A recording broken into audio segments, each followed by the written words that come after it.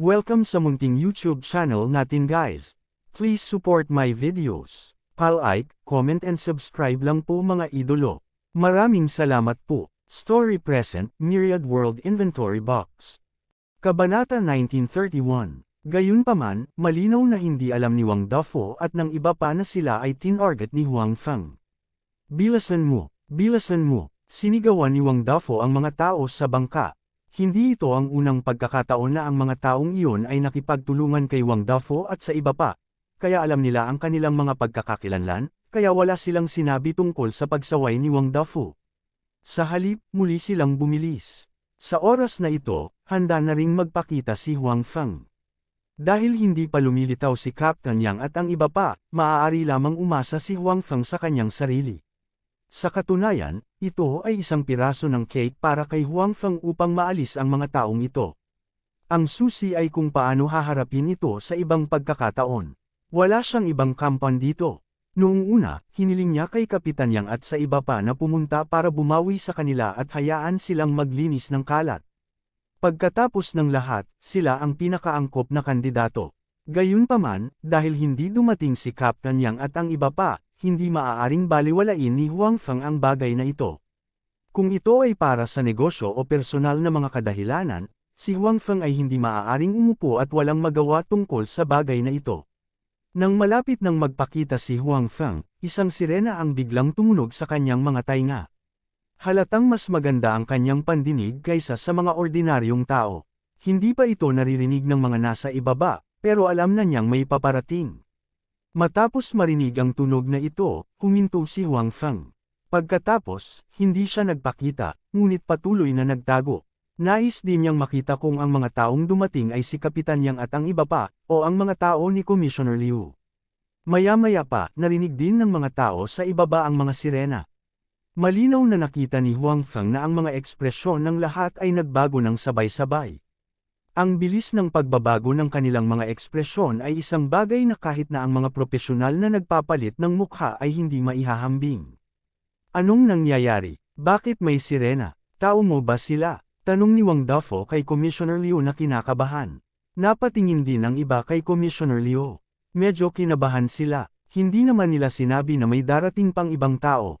Hindi kaya ang mga taong ito ay inayos lahat ni Commissioner Liu? I don't know. I didn't ask anyone to come, blanko na sabi ni Director Liu. Ang mga salita ni Chief Liu ay nagpangit sa ekspresyon ng lahat. Bakas sa mukha nila ang pag-aalala. Pagkatapos ng lahat, narinig nilang sinabi ni Elder Liu na sila ay na-target kamakailan. At ngayon, isang hindi inaasahang sitwasyon ang biglang nangyari. Hindi maiiwasan na mag-overthink sila. Lahat, huwag kayong kabahan. Sa akin dito, magiging maayos ang lahat. Huminahon ka, sabi ni Direk Liu. Biglang napagtanto ni Commissioner Liu na ang hindi inaasahang sitwasyong ito ay maaaring magandang pagkakataon para sa kanya. Matapos pigain si Elder Liu, siya ang orihinal na may mas mataas na katayuan at reputasyon sa maliit na gang na ito. Siyempre, gusto niyang samantalahin ang sitwasyon. Ito ay kumakatawan sa higit pang mga benepisyo at higit na kapangyarihan. Gayunpaman, ito ay hindi isang simpleng bagay na maisulong ng maayos. Dapat mayroon kang sapat na prestihiyo at merito. Bagamat hindi masama ang posisyon ni Director Liu, kung gusto mong ma-promote, kailangan mong gumawa ng isang bagay. At ngayon, nasa harapan na niya ang pagkakataon. Ang iba ay hindi handa para sa aksidenteng ito, at hindi rin siya. Kung kaya niyang lutasin ang aksidenteng ito ng perpekto, hindi ba't malaking kontribusyon ito? Maaari rin siyang makakuha ng ilang prestihiyo. Ang mga taong dumating ay halatang taga-departamento niya. Hindi man niya kilala ang mga ito ay galing sila sa iisang opisina ng gobyerno. Sa lungsod na ito, siya ang pinuno ng tanggapan ng pamahalaan na ito. Walang bagay na hindi niya kinaya. Sa makatuwid, si Direk Liu ay lubos na nagtitiwala sa oras na ito. Kabanata 1932. Bagamat sinabihan sila ni Direk Liu na huwag mag-alala, hindi mapigilan ni Wang Dafo at ng iba pa nakabahan. Binalaan na sila ni Master Liu noon, at ito ang unang pagkakataon na nagnenegosyo sila sa likod ni Master Liu, kaya labis silang kinabahan. Ngayong nagkaroon ng hindi inaasahang sitwasyon, paanong hindi sila mag-aalala? Bukod dito, nais ni Elder Liu na pansamantalang ihinto ang transaksyon. Malinaw, ang taong nag-target sa kanila ay malamang na isang taong may mahusay na background. Kung talagang ganoong tao ito, kahit na si Direktor Liu ay humarap, hindi ito gaanong makakatulong. Kung alam natin na magiging ganito, dapat ay nakinig tayo sa mungkahi ni Master Liu at pansamantalang itinigil ang negosyo. Anyway, hindi tayo titigil ng mahabang panahon.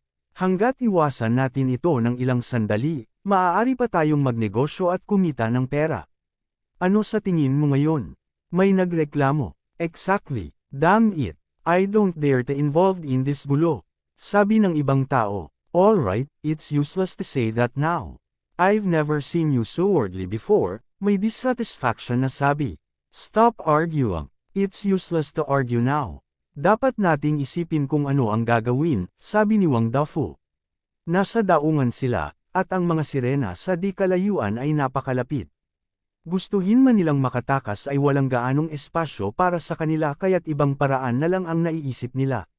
Nakita ni Direk Liu na hindi sineseryoso ng mga taong ito ang kanyang mga salita, kaya labis siyang nagalit. Mas gusto niyang palitan si Master Liu kaysa dati. Bakit kayo nagtatalo? Nasabi ko na sa inyo na nandito ako. Walang mangyayari. Huwag kang mag-alala, sabi ni Director Liu. Ikaw, kung nandito si Master Liu, maniniwala ako sa sinabi niya. Panipi, eksakto, mas masama ka kay Master Liu. Malinaw, ang iba ay hindi masyadong nagtitiwala kay Direk Liu. Ang mga nakasali sa maliit na grupong ito ay karaniwang may mataas na katayuan sa lipunan. Kahit na ang social status ni Director Liu ay medyo mas mataas kaysa sa iba, hindi ito mas mataas, kaya hindi sila natatakot sa kanya. Kinasusuklaman ni Direk Liu ang mga taong hindi nagbigay ng mukha sa kanya. Gayunpaman, hindi na siya mas mataas kaysa sa mga taong ito ngayon. Kaya lang niyang lunukan ang galit at maghintay hanggang ma-promote siya. Sa oras na iyon, haharapin niya ang mga bastard na ito na hindi nagmulat ng kanilang mga mata. Sa oras na ito, ang mga sirena ay hindi malayo sa kanila. Pagkatapos noon, ilang sasakyan ang huminto. Sa gulat ng lahat, ang unang bumaba ng sasakyan ay isang lalaking nakakasual na damit. Yang Shan, bakit ka nandito? Nagulat at nagalit pa si Direk Liu nang makita niya ang pinuno ng grupo. Ang mga taong dumating ay si Kapitan Yang at ilan sa kanyang mga matatandang nasasakupan. Siyempre, bilang karagdagan sa kanila, mayroon ding ilang mga tao na dinala nila mula sa kanilang orihinal na koponan. Ang mga taong ito ay hindi alam kung ano ang tiyak na misyon noon. Masasabing buo dahil nagtiwala sila kay Kapitan Yang at sa iba pa na sinundan nila. Para naman kay Captain Yang at sa iba pa, pagkatapos magpas siyang maniwala muli kay Huang Feng, mabilis silang kumilos. Bilang karagdagan, hindi sila kalayuan dito, at si Huang Feng ay nagmula sa bahay ni Guo Miangan, kaya sa huli, si Huang Feng ay dumating lamang ng mas maaga kaysa sa lahat. Nakita ni Huang Feng na karamihan ay nasa dilim, na sa wakas ay pinili ni Kapitan Yang at ng iba pa na maniwala sa kanya at iniwan ang pangkat upang pumunta rito. Siya ay lubos na nasisiyahan sa kanyang puso. Kung hindi pinili ni Kapitan Yang at ng iba, pa na maniwala sa kanya sa pagkakataong ito, hindi niya sana binigyan ng pagkakataon ang mga taong ito. Kung ganoon, ang usapin ni Wang Dafo at ng iba pa ay malulutas ng mag-isa. Gayunpaman, mahirap sabihin kung maibabalik si Kapitan Yang sa kanyang posisyon. Ngayon, si Kapitan Yang at ang iba ay piniling maniwala sa kanya. Not to mention na magsasalita siya para sa kanila, niresolbo ang kasong ito. Ang mga taong ito ay magkakaroon ng maraming kredito, at hindi magiging napakahirap para sa kanila na maibalik. Yang, bakit ka nandito? Kinilala rin ni Wang Dafo si Kapitan Yang at ang iba pa. Si Wang Dafo, na sobrang kinakabahan pa rin, ay nakahinga ng maluwag nang makita niya na ang nangunguna ay talagang si Kapitan Yang. Masasabing si Wang Dafo ay walang kahit kaunting magandang impresyon kay Kapitan Yang. Dati, dahil sa Kapitan Yang na ito kaya ikinulong si Wang Dafo. Bagamat kasali rin si Huang Feng, ang sama ng loob ni Wang Dafo kay Kapitan Yang ay hindi bababa sa kay Huang Feng. Sa makatuwid, nang hindi siya makapaghiganti kay Huang Feng, tiyak na pinili ni Wang Dafo na maghiganti kay Captain Yang at sa iba pa. Ginamit niya ang kanyang mga koneksyon upang direktang alisin si Kapitan Yang at ang iba pa sa kanilang mga posisyon, na ginagawang isang ordinaryong tao si Kapitan Yang. Si Wang Dafo ay medyo natatakot pa rin kay Huang Feng, ngunit wala siyang masyadong takot para kay Kapitan Yang. Higit pa rito, si Kapitan Yang ay isa na ngayong ordinaryong tao. Wang Dafo, hinala namin na may kaugnayan ka sa isang krimen. Sumama ka sa amin. Kinaikit ni Kapitan Yang ang kanyang mga mata at tumingin kay Wang Dafo. Walang magandang impresyon si Wang Dafo kay Kapitan Yang, at ganoon din ang naramdaman ni Kapitan Yang kay Wang Dafo. Kung hindi dahil kay Wang Dafo, hindi sana bumagsak si Kapitan Yang sa puntong ito. Sa makatuwid, kinasusuklaman din niya si Wang Dafo sa kanyang puso. Ang dahilan kung bakit siya pumayag kay Huang Feng at handang sumugal sa pagkakataong ito ay nauugnay sa pagkamuhi ni Kapitan Yang kay Wang Dafo. Samahan kita. Tumingin si Wang Dafo kay Kapitan Yang ng mapanukso at sinabing, anong pagkakakilanlan ang mayroon ka para alisin ako? Anong mga kwalifikasyon ang mayroon ka para alisin ako? Panipi, sa katunayan, si Kapitan Yang ay isang ordinaryong tao lamang ngayon. Talagang wala siyang karapatang kunin si Wang Dafo at ang iba pa. Hindi ko kaya, pero kaya nila. Itinuro ni Kapitan Yang sa likuran niya ang mga nakaunipormeng lalaki. Siya ay tinanggal sa kanyang posisyon, ngunit ang mga taong ito ay hindi. May karapatan sila. Bastards, sinong nagtanong sa'yo na sumama? Galit na sabi ni Chief Liu. Tumingin siya sa mga tauhan ni Kapitan Yang at sinabi, ako si Punong Liu ng Kawanihang Bayan. Bumalik kayong lahat, kaagad. Hindi mo na kailangang magpakita dito. Panipi, ang mga tauhan ni Captain Yang ay medyo nalilito sa oras na ito. Kilala nila si Chief Liu. Si Chief Liu ay nakapunta na sa kanilang lugar noon. Siyempre, alam nila ang pagkakakilanlan ni Chief Liu. At pumunta sila dito sa pagkakataong ito. Sa katunayan, hindi nila alam kung ano ang misyon. Ngunit ngayon tila ang misyon sa pagkakataong ito ay malinaw na hindi simple. Kinailangan nilang lumaban kay Chief Liu. Siya ang amo ng kanilang amo. Hindi siya isang taong makakalaban nila. Captain, ito, may nag-aalangan na tumingin kay Captain Yang. Bagamat ang posisyon ni Kapitan Yang ay inalis, ang mga taong ito ay nakaugalian pa rin siyang tinatawag na Kapitan Yang. Ang mga bagay ay tulad ng nakikita mo. Ang misyon sa pagkakataong ito ay hindi simple. Tiningnan ni Kapitan Yang ang mga lalaking iyon at sinabing, gayunpaman, itong mga taong nasa harapan mo, kasama na si Chief Liu, ay pawang sangkot sa mga ilegal na gawain. Suot mo ang mga damit na iyon, kaya kailangan mong managot. Kahit sino pa ang iyong kaharap, basta't sila ay maglakas loob na lumabag sa batas, mayroon kang obligasyon at responsibilidad na arestuhin sila. Alam din ni Kapitan Yang na hindi simpleng bagay para sa mga taong ito na harapin si Chief Liu, Wang Dafo, at ang iba pa. Kung tutuusin, hindi karaniwan ang kanilang pagkakakilanlan. Gayunpaman, ito ang huling pagkakataon ni Kapitan Yang. Ayaw niyang bitawan ito, yung apelyido, sinabi mo na nakagawa tayo ng krimen. Sinong mata mo ang nakakita nito? Mag-ingat ka baka kasuhan kita ng paninirang puri. Ang isang tao sa gilid ni Wang Dafo ay sumigaw kay Kapitan Yang. Sa orihinal, ang mga taong ito ay medyo natatakot at kinakabahan sa biglaang aksidente. Sa huli, ito pala ay si Captain Yang at ang iba pa. Bagamat hindi nila alam kung saan nila nalaman ang tungkol sa bagay na ito, hindi inilagay ng lahat si Kapitan Yang sa kanilang mga mata. Not to mention Captain Yang na nawala ng posisyon ngayon, kahit noon pa man, hindi sila matatakot. Kaya naman, napaka-relax ng mood ng lahat ngayon. Kahit nakaharap si Captain Yang, sila ay may mapagpakumbaba na poster. Gusto kong suriin ang lalagyan sa likod mo. Itinuro ni Kapitan Yang ang lalagyan sa likod niya at sinabi, pinangalan ng Yang, kailangan mong maunawaan na wala ka ng karapatang ito. Hindi ka kwalipikadong suriin ang alinman sa aming mga bagay. Sabi ni Wang Dafo, bakit? May kasalanan ka ba? Sabi ni Kapitan Yang, may kasalanan ako sa nanay mo. Galit na sabi ni Wang Dafo, you little bastard. Isa ka lang maliit na kapitan noon. Hindi kita inilagay sa paningin ko. Not to mention that you don't have that layer of your body now. I am not afraid of you. Today, I will say it here. That containers are all goods that I am going to ship abroad. Kung sino man sa inyo ang maglakas loob na suriin, pahihirapan ko siya. Nang marinig ng mga tauhan ni Kapitan Yang ang banta ni Wang Dafo, lalo silang nag-alinlangan at natakot sa kanilang mga puso. Ito ay dahil malinaw na alam nila na ang dahilan kung bakit si Kapitan Yang at ang iba pa ay ganap na resulta ni Wang Dafo at ng iba pang nasa likod ng mga eksena. Sa makatuwid, kung nais ni Kapitan Yang na alisin ang mga ito, hindi ito magiging napakahirap. Tiyak na magagawa ni Wang Dafo ang sinabi niya.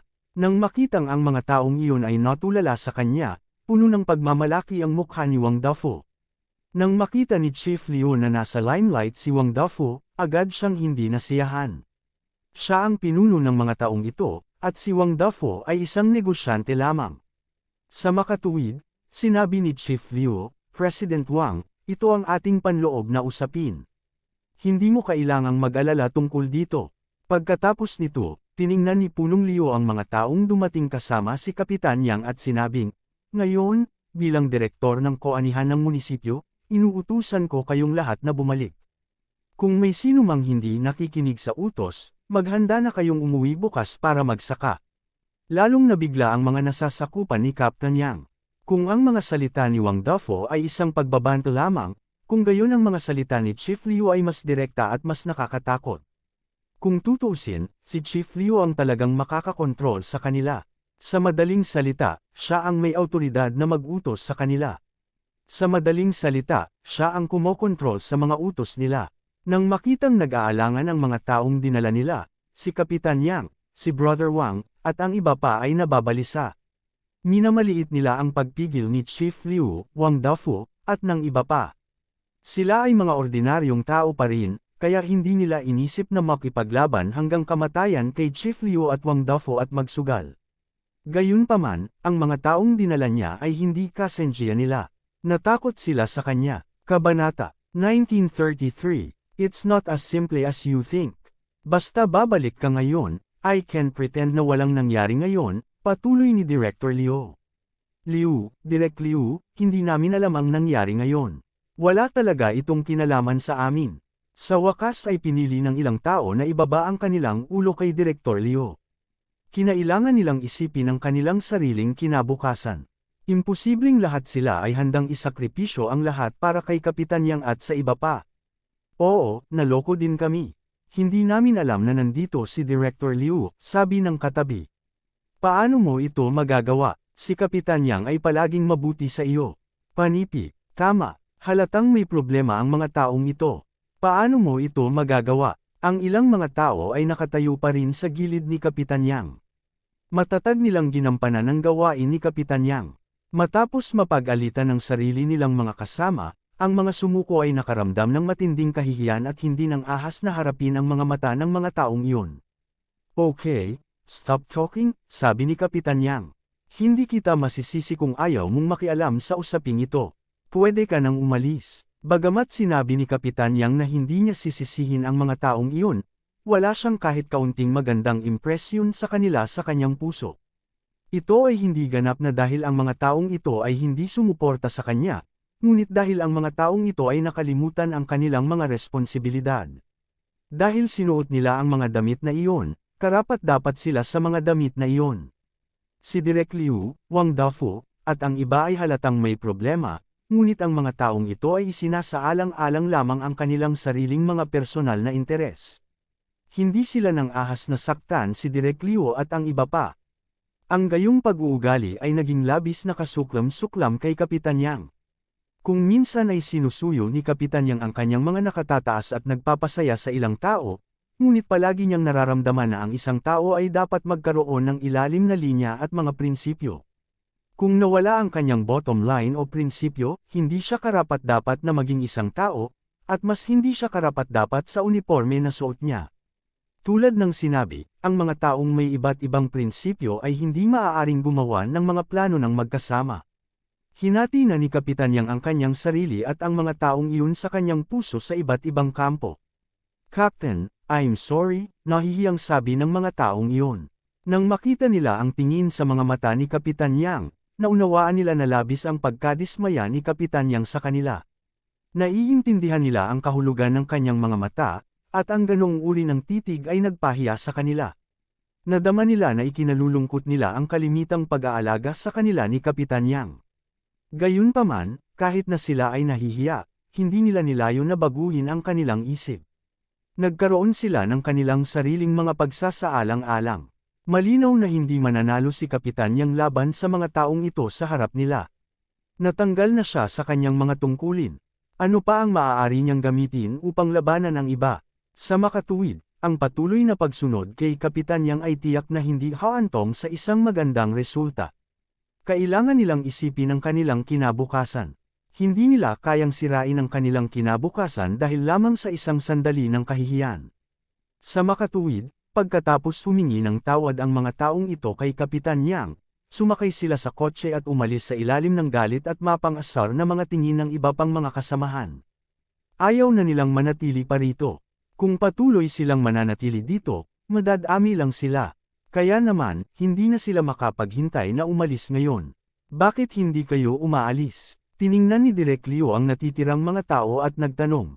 Hindi ako aalis. Matigas na sabi ng natitirang ilang tao. Dahil nagpasya silang manatili, pinag-isipan na nila ito at handa silang ipagsapalaran ang lahat. Sa makatuwid, kahit nakaharap nila si Chief Liu, na kadalasang mahirap makipagkita, ang natitirang mga tao ay hindi umaatras. Very good, you have now relieved of your duties. Umuwi ka na at maghintay sa susunod na arrangement. Masungit na sabi ni Direk Liu sa mga taong iyon. Ang mga taong ito ay talagang gustong hamunin ang kanyang autoridad. Paano niya sila pinabayaan? Kung gusto mong i-relieve sila sa kanilang mga tungkulin, dapat may formal documents and procedures, di ba? Tumayo si Kapitan Yang at sinabi, ang mga dokumento at pamamaraan na gusto mo ay ibababa bukas. Malamig na sabi ni Director Liu. Malamig na sabi ni Direk Liu. Hindi naging mahirap para sa kanya na tanggalin ang ilang hamak na tao. Kailangan lang niyang bigyan ng pansin ang kanyang mga nasasakupan. Pagkatapos ay aalisin sila sa kanilang mga tungkulin bukas. Sinabi ni Kapitan Yang, bago nila matanggap ang mga dokumento, mananatili pa rin sila sa kanilang orihinal na posisyon. Kwalipikado pa rin silang kunin ka.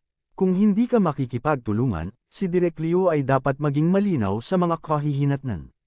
Dahil sa sinabi ni Captain Yang, nagbago ang mukha ng lahat ng naruroon dahil alam nilang tama si Captain Yang. Hindi naging mahirap para kay Director Liu na tanggalin ang mga taong iyon, ngunit kailangan itong dumaan sa mga pamamaraan at formal na dokumento. Ngayon, ang mga dokumento at pamamaraan na iyon ay malinaw na hindi pa bumaba. Sa makatuwid, hindi maalis ni Direk Liu ang mga taong ito sa kanilang mga tungkulin ngayon. Sa madaling salita, sila ay nasa kanilang mga posisyon. Kung gusto niyang umalis sila sa posisyong ito, ang pinakamaaga ay bukas. Ngayong gabi, ang mga taong ito ay kwalipikado pa ring kunin ang lahat. Kahit si Direk Liu ay walang masabi tungkol dito. Yang, talagang magiging walang awa ka. Anong kabutihan ang may dudulot nito sa iyo? Tumingin si Wang Dafo kay Kapitan Yang at sinabi. Alam niya na hanggat naiintindihan niya si Kapitan Yang, ang iba ay madaling makitungo. Yang Shan, huwag kang masyadong lalayo sa buhay. Huwag kang lalayo sa hinaharap. Tumingin din si Direk Liu kay Kapitan Yang at sinabing, hehe, tumawa ng masama si Kapitan Yang. Masyado akong lalayo ngayon. I'm going to all out today. Yang Shan, kung kukunin mo ang iyong mga tao at umalis ka ngayon, magpapanggap akong walang nangyari ngayong araw. Sinabi ni Direk Liu, bukas, kukuha ako ng isang tao na magbabalik sa iyong posisyon bukas. Bukod dito, pagkatapos ng ilang sandali, maaari ko ring isulong ang iyong posisyon. Hindi ba halos 10 taon ka na sa posisyon ng kapitan? Dapat gusto mo talagang ma-promote.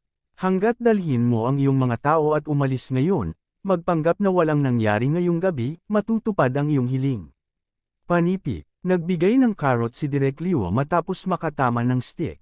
Binyantaan niya si Kapitan Yang habang tinutokso siya ng mga benepisyo. Hindi siya naniniwala na ang puso ni Yang Shan ay gawa sa bakal. Hindi niya ito masusuot. Sino ang nakakaalam na hindi lamang si Kapitan Yang ay hindi naantig sa kanyang mga salita, ngunit tumingin pa siya sa kanya na may mukha ng pangungutya. Bago dumating si Captain Yang, mayroon din siyang gambling mentality. Pagkatapos ng lahat, malinaw na malinaw ang sinabi ni Huang Feng noon. Hindi siya 100% sigurado na mapapatunayan niya na si Sister Liu, Wang Dafu, at ang iba pa ay nagsasagawa ng mga ilegal na aktibidad dito. May mga pagdududa lang siya. Natakot si Kapitan Yang na baka maakusahan niya si Direk Liu at ang iba pa. Kung ganoon nga ang kaso, hindi lang siya magkakaroon ng pag-asa na magkaroon ng bagong dahon sa buhay na ito, ngunit ang mga kahihinatnan ng pagkakasala kay Director Liu ay mas malala kaysa ngayon. At the same time, sasaktan din niya ang mga taong sumama sa kanya. Ngayon, nang makita ang pagbabago sa ugali ni Director Liu at ng iba pa sa kanya, at sa mga pagbabanta at tukso, gamaan ang loob ni Kapitan Yang. Bagaman hindi niya alam kung ano ang ginagawa ng mga taong ito dito, isang bagay ang tiyak, at iyon ay tiyak na nakakahiya ang kanilang ginagawa. Kung hindi, hindi siya pananakot at tutuksuhin ni Direk Liu. Sa ganitong paraan, napatunayan din ito na hindi mali ang naunang paghatol ni Huang Feng. Gayunpaman, hindi alam ni Kapitan Yang kung nasaan si Huang Feng ngayon. Baka hindi pa siya dumarating. Pagkatapos ng lahat, ang mga taong ito ay mabilis na dumating pagkatapos matanggap ang tawag. Marahil ay nasa daan pa rin si Huang Feng. Captain Yang, ano sa tingin mo? Sabi ni Wang Dafu. Binago din niya ang paraan ng pakikipag-usap niya kay Kapitan Yang. Captain Yang, basta't kunin mo ang iyong mga tao at umalis ka na at wala kang pakialam sa mangyayari dito, bibigyan kita at lahat ng kapatid sa likod mo ng isang malaking pulang pakete pagkatapos nito. Matapos tuksuhin ni Direk Liu si Kapitan Yang ng may kapangyarihan, tinukso rin ni Wang Dafu si Kapitan Yang ng kayamanan, at maging ang mga taong nasa tabi niya. Siyempre, sa puso ni Wang Dafu, wala pa rin siyang kahit katiting na magandang impresyon kay Kapitan Yang. Naisip niyang papatahimikin muna niya si Kapitan Yang at lutisin ang usapin ngayong gabi. Pagkatapos ng gabing ito, magkakaroon siya ng oras upang dahan-daang makitungo kay Kapitan Yang at sa mga taong kasama niya. Siyempre, tiyak na hindi ipapaalam ni Wang Dafu kay Kapitan Yang ang tungkol sa ideyang ito. Gayunpaman, naniniwala siya na si Direk Liu at ang iba ay dapat na may parehong ideya sa kanya. Patahimikin muna si Kapitan Yang, at pagkatapos ay dahan-daang harapin ang taong ito na walang mga mata. Kumislap ang mga mata ng mga tao sa tabi ni Kapitan Yang. Gayunpaman, pagkatapos tingnan si Kapitan Yang, si Bayan Yu ay naging matatag muli. Hehe, ngumiti si Kapitan Yang at sinabi, sa orihinal, hindi ako nagkaroon ng buong tiwala sa iyong bagay, ngunit ngayon ay tila nagkukumpisal ka ng hindi pinipilit. Si Sister Liu, Wang Dafu, at ang iba ay biglang nagbago ng ekspresyon. Habang sinusumpa nila si Kapitan Yang sa kanilang mga puso, hindi sila nagpakita ng anumang abnormalidad sa kanilang mga mukha. Gusto pa rin nilang magbago ang isip ni Kapitan Yang. Gayunpaman, ngayon, malinaw na determinado si Kapitan Yang na labanan sila. Kahit na binyantaan at tinukso siya ni Direk Liu, Wang Dafu, at ng iba pa, hindi siya nagbago ng isip. Paumanhin, ngayon, kailangan mong sumama sa amin. Sabi ni Kapitan Yang na may diretsyong mukha. Apelyido Yang, hindi mo alam kung ano ang mabuti para sa iyo. Nakita ni Direk Liu, Wang Dafu, at ng iba pa na matigas ang ulo ni Kapitan Yang, kaya sa wakas ay pinunit nila ang kanilang disguise at direktang pinagalitan siya. Tingnan natin kung sino ang naglakas loob na hawakan ako ngayon. Tumingin si Direk Liu sa paligid. Kung may maglalakas loob na hawakan ako, gagawin kong pagsisihan mo ito habang buhay. Sabi ni Wang Dafu, sino ba ang gusto mong takutin? Dahil nagpasya kaming manatili, hindi kami natatakot sa iyong paghihiganti. Sinabi ng mga taong sumunod kay Kapitan Yang noon. Yes, I really want to try it today. Speaking of which, hindi pa ako nakakahuli ng ganoon kataas na posisyon. Hindi ko alam ang pakiramdam. Ang mga banta ni na Direktor Liu, Wang Dafu, at ng iba pa ay walang katumbas na epekto. Hindi lamang si Kapitan Yang ay walang malasakit, ngunit ang mga taong sumama sa kanya ay walang kahit kaunting intensyon na baguhin ang kanilang isip. Good, very good. Lalaban ka sa langit. Itinuro ni Direk Liu ang mga taong ito at sinabing, gusto kong makita kung paano mo kami mahuhuli. Habang sinasabi niya ito, sumenya si Direk Liu. Pagkatapos, ang mga taong naglalagay ng mga paninda sa kama ay isa-isang tumalon sa bangka at pumunta sa harap ni Kapitan Yang at ng iba pa. Hinaranggan nila sila at pumwesto sa pagitan ni na Kapitan Yang at Direktor Liu. Kabanata 1934. Anong gusto mong gawin? Alam mo ba kung ano ang nangyayari dito? Umalis ka sa daan. Matigas na sabi ni Captain Yang sa mga tripulante. Gayunpaman, ang mga tripulante ay hindi nakinig kay Captain Yang at umalis.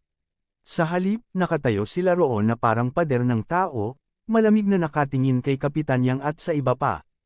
Captain, ito ay medyo nakakalito, bulong ni Brother Wang kay Captain Yang. Medyo marami ang mga tripulante, ngunit hindi sila gumalaw ng walang ingat. Hinarang lang nila si Captain Yang at ang iba pa. Si Captain Yang at ang iba pa ay halatang mas marami ang mga tripulante. Hindi magiging madali para sa kanila na masira ang pader ng tao at arestuhin si Chief Liu at ang iba pa.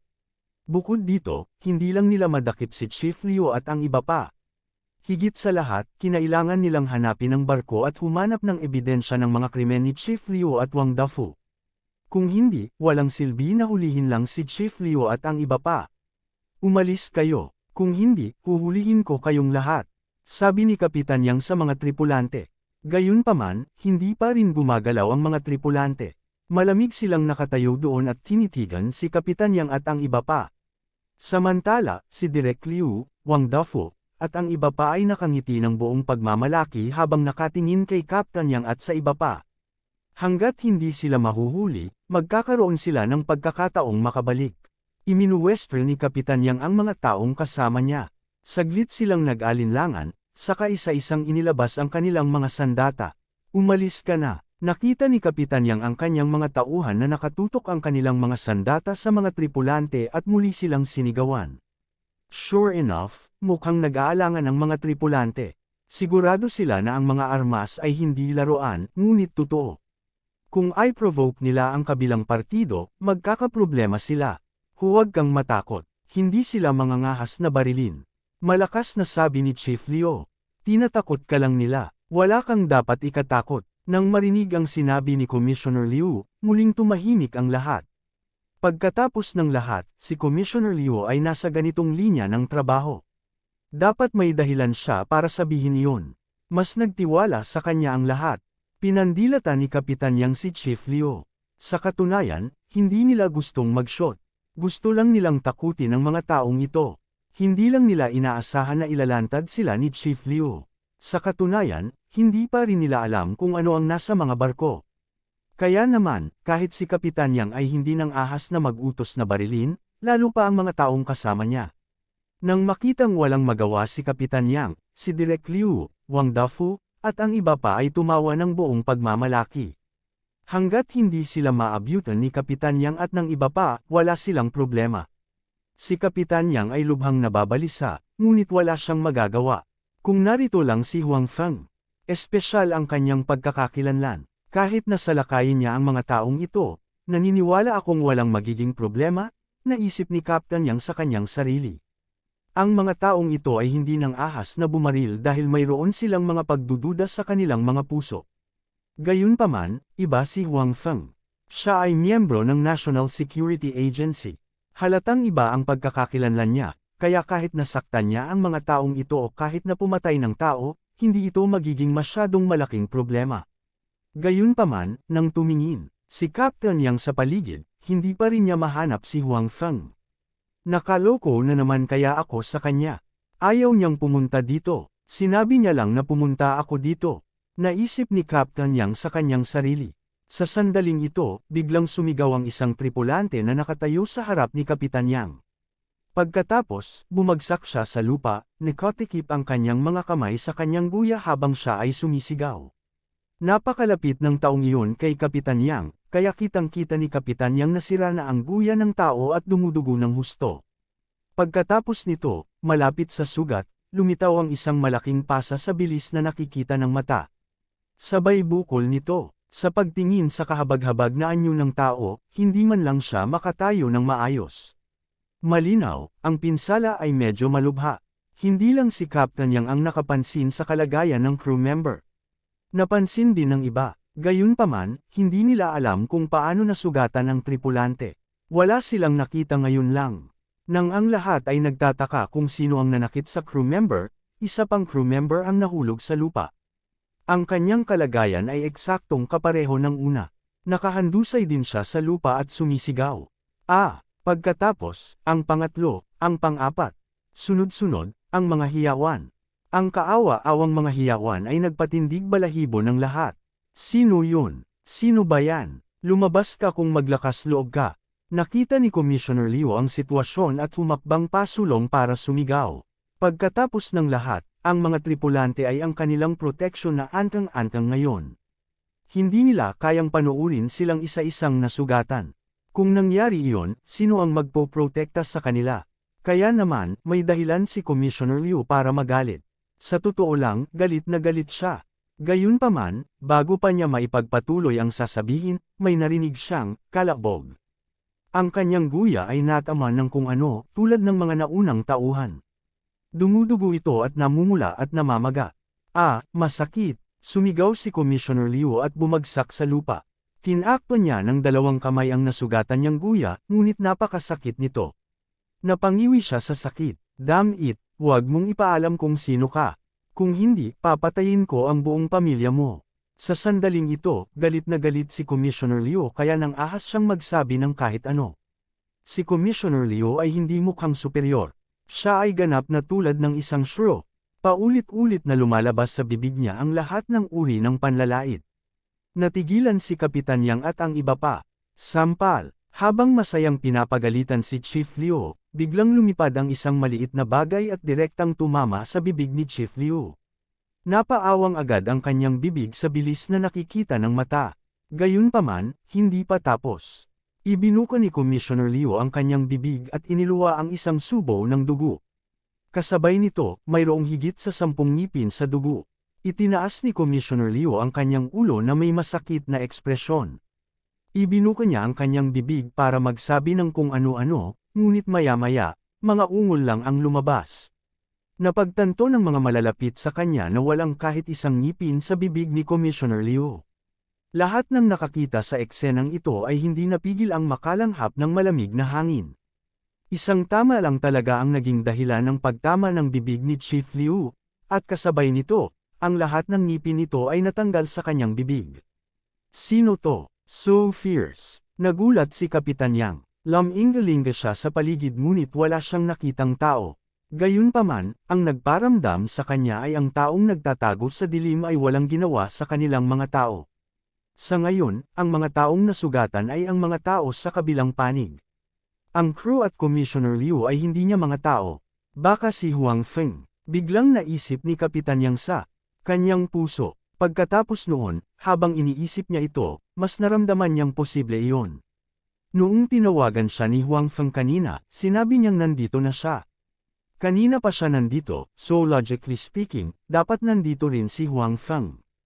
At ngayon, ang mga taong nasugatan ay ang mga tao sa kabilang panig, na lalong nagpasigurado dito ni Kapitan Yang. Gayunpaman, pagkatapos kumpirmahin ito, si Kapitan Yang ay mas nabigla. Noong nakaraan, narinig niya na ang mga tao sa National Security Agency ay napakalakas. Ang bawat isa sa kanila ay mas malakas kaysa sa mga espesyal na puwersa. Dati, hindi pa nakikita ni Captain Yang ang mga taga-National Security Agency, kaya naisip niyang tsismis lang iyon. Ngunit ngayon, tila hindi ito kasing simple ng isang tsismis. Mukhang malaki ang posibilidad na alam nila ang tungkol dito. Dapat malaman ng isang tao na hindi nila alam kung nasaan ang taong nagtatago sa dilim. Sa huli, isa-isa silang natama ng taong nagtatago sa dilim. Nagsimula namang umiwas ang mga tripulante ay isa-isa pa rin silang bumagsak sa lupa. Walang makaiwas. Hindi nagtagal, lahat ng tripulante ay nasugatan at nahulog sa lupa. Si Commissioner Liu, Wang Dafo, at ang iba ay nasa lupa din sa oras na ito. Gayunpaman, ang pinakakaawa-awa ay si Commissioner Liu. Buti pa yung iba, hindi sila makalakad pansamantala, ngunit ang kanilang mga ngipin ay nasa kanilang mga bibig. Dati, nakita ni Wang Dafo at ng iba pa na hindi tama ang sitwasyon at gustong tumakas. Gayunpaman, walang makatakas sa kanila. Natamba silang lahat sa lupa. Naayos na ang lahat. Si Huang Feng, na nagtatago sa dilim, ay tumingin sa mga taong bumagsak sa lupa at bamulong sa sarili. Sa kanang kamay niya, may mga maliliit na bato. Ang mga batong ito ay ang mga mineral na kinuha niya. Nakuha niya ang mga batong ito matapos itong basagin gamit ang kanyang panloob na puwersa. Sa kabilang panig, pagkatapos ng pagkabigla, mabilis na iniutos ni Kapitan Yang na pinusesan sina Commissioner Liu, Wang Dafo, at ang iba pa. Pagkatapos nito, dinala niya si Brother Wang at ang iba pa sa barko upang magsagawa ng paghahanap. Gusto niyang makita kung ano ang ginagawa ni Commissioner Liu at ng iba pa rito. Ito ay mga rare earth ores. Mabilis na natuklasan ni Kapitan Yang ang mga bagay sa barko. Alam niya na may mga rare earth ores sa lokal na lugar. Gayunpaman, ang mga bagay na iyon ay kabilang sa isang napakahalagang pambansang mapagkukunan.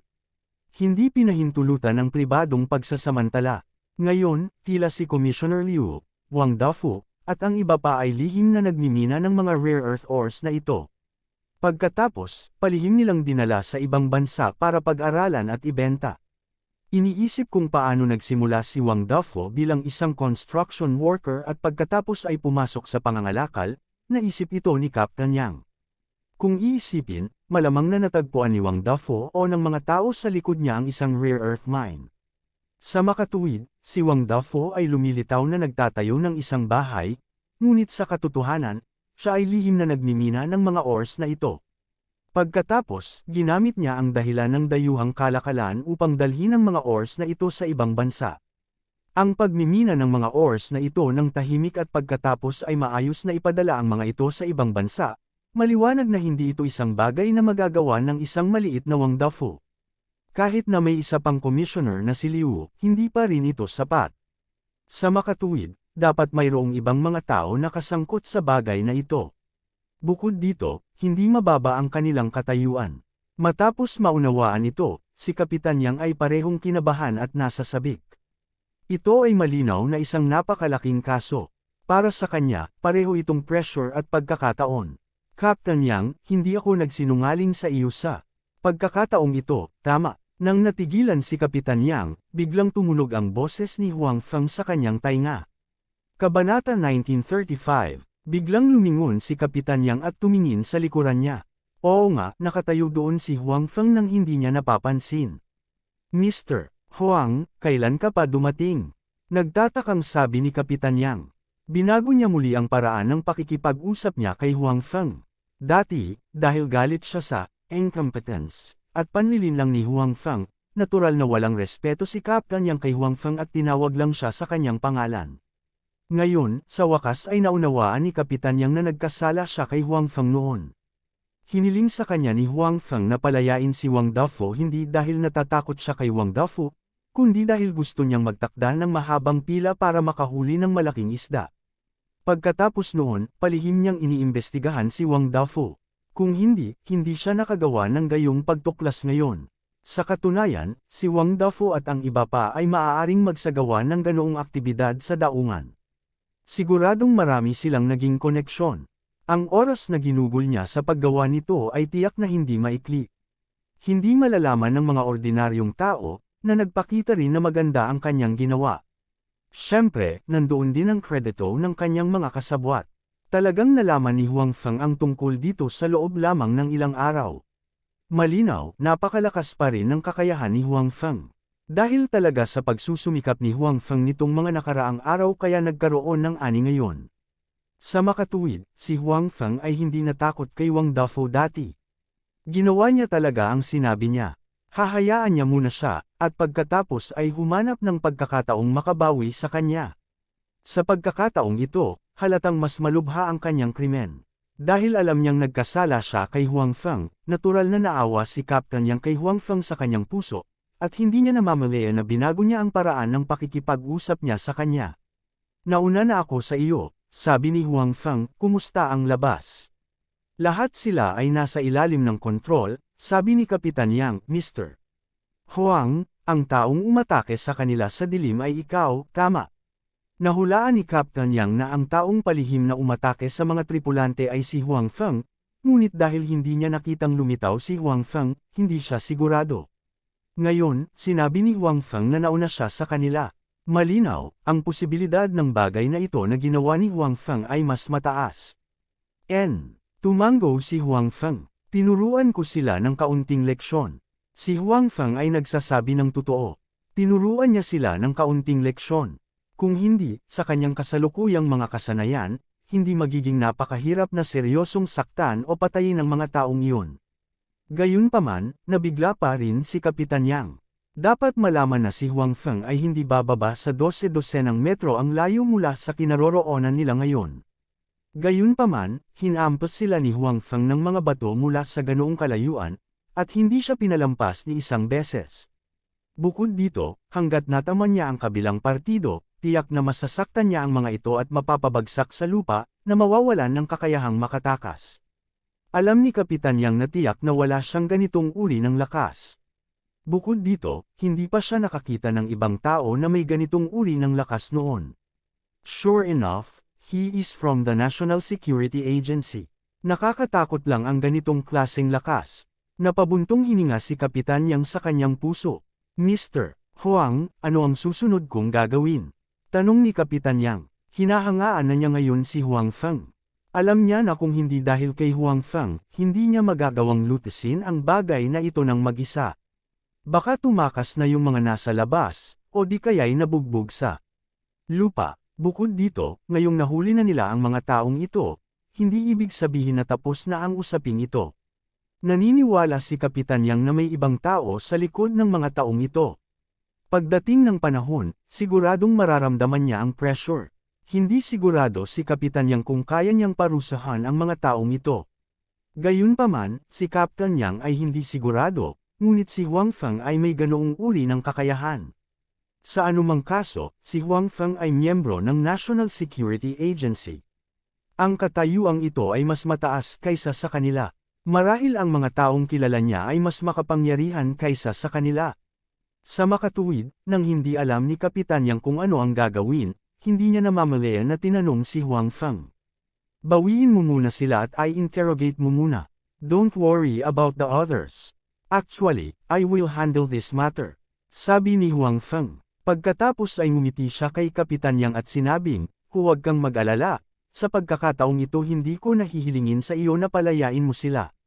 Bahagyang napahiya si Kapitan Yang. Sa katunayan, malaki ang tiwala niya kay Huang Feng ngayon.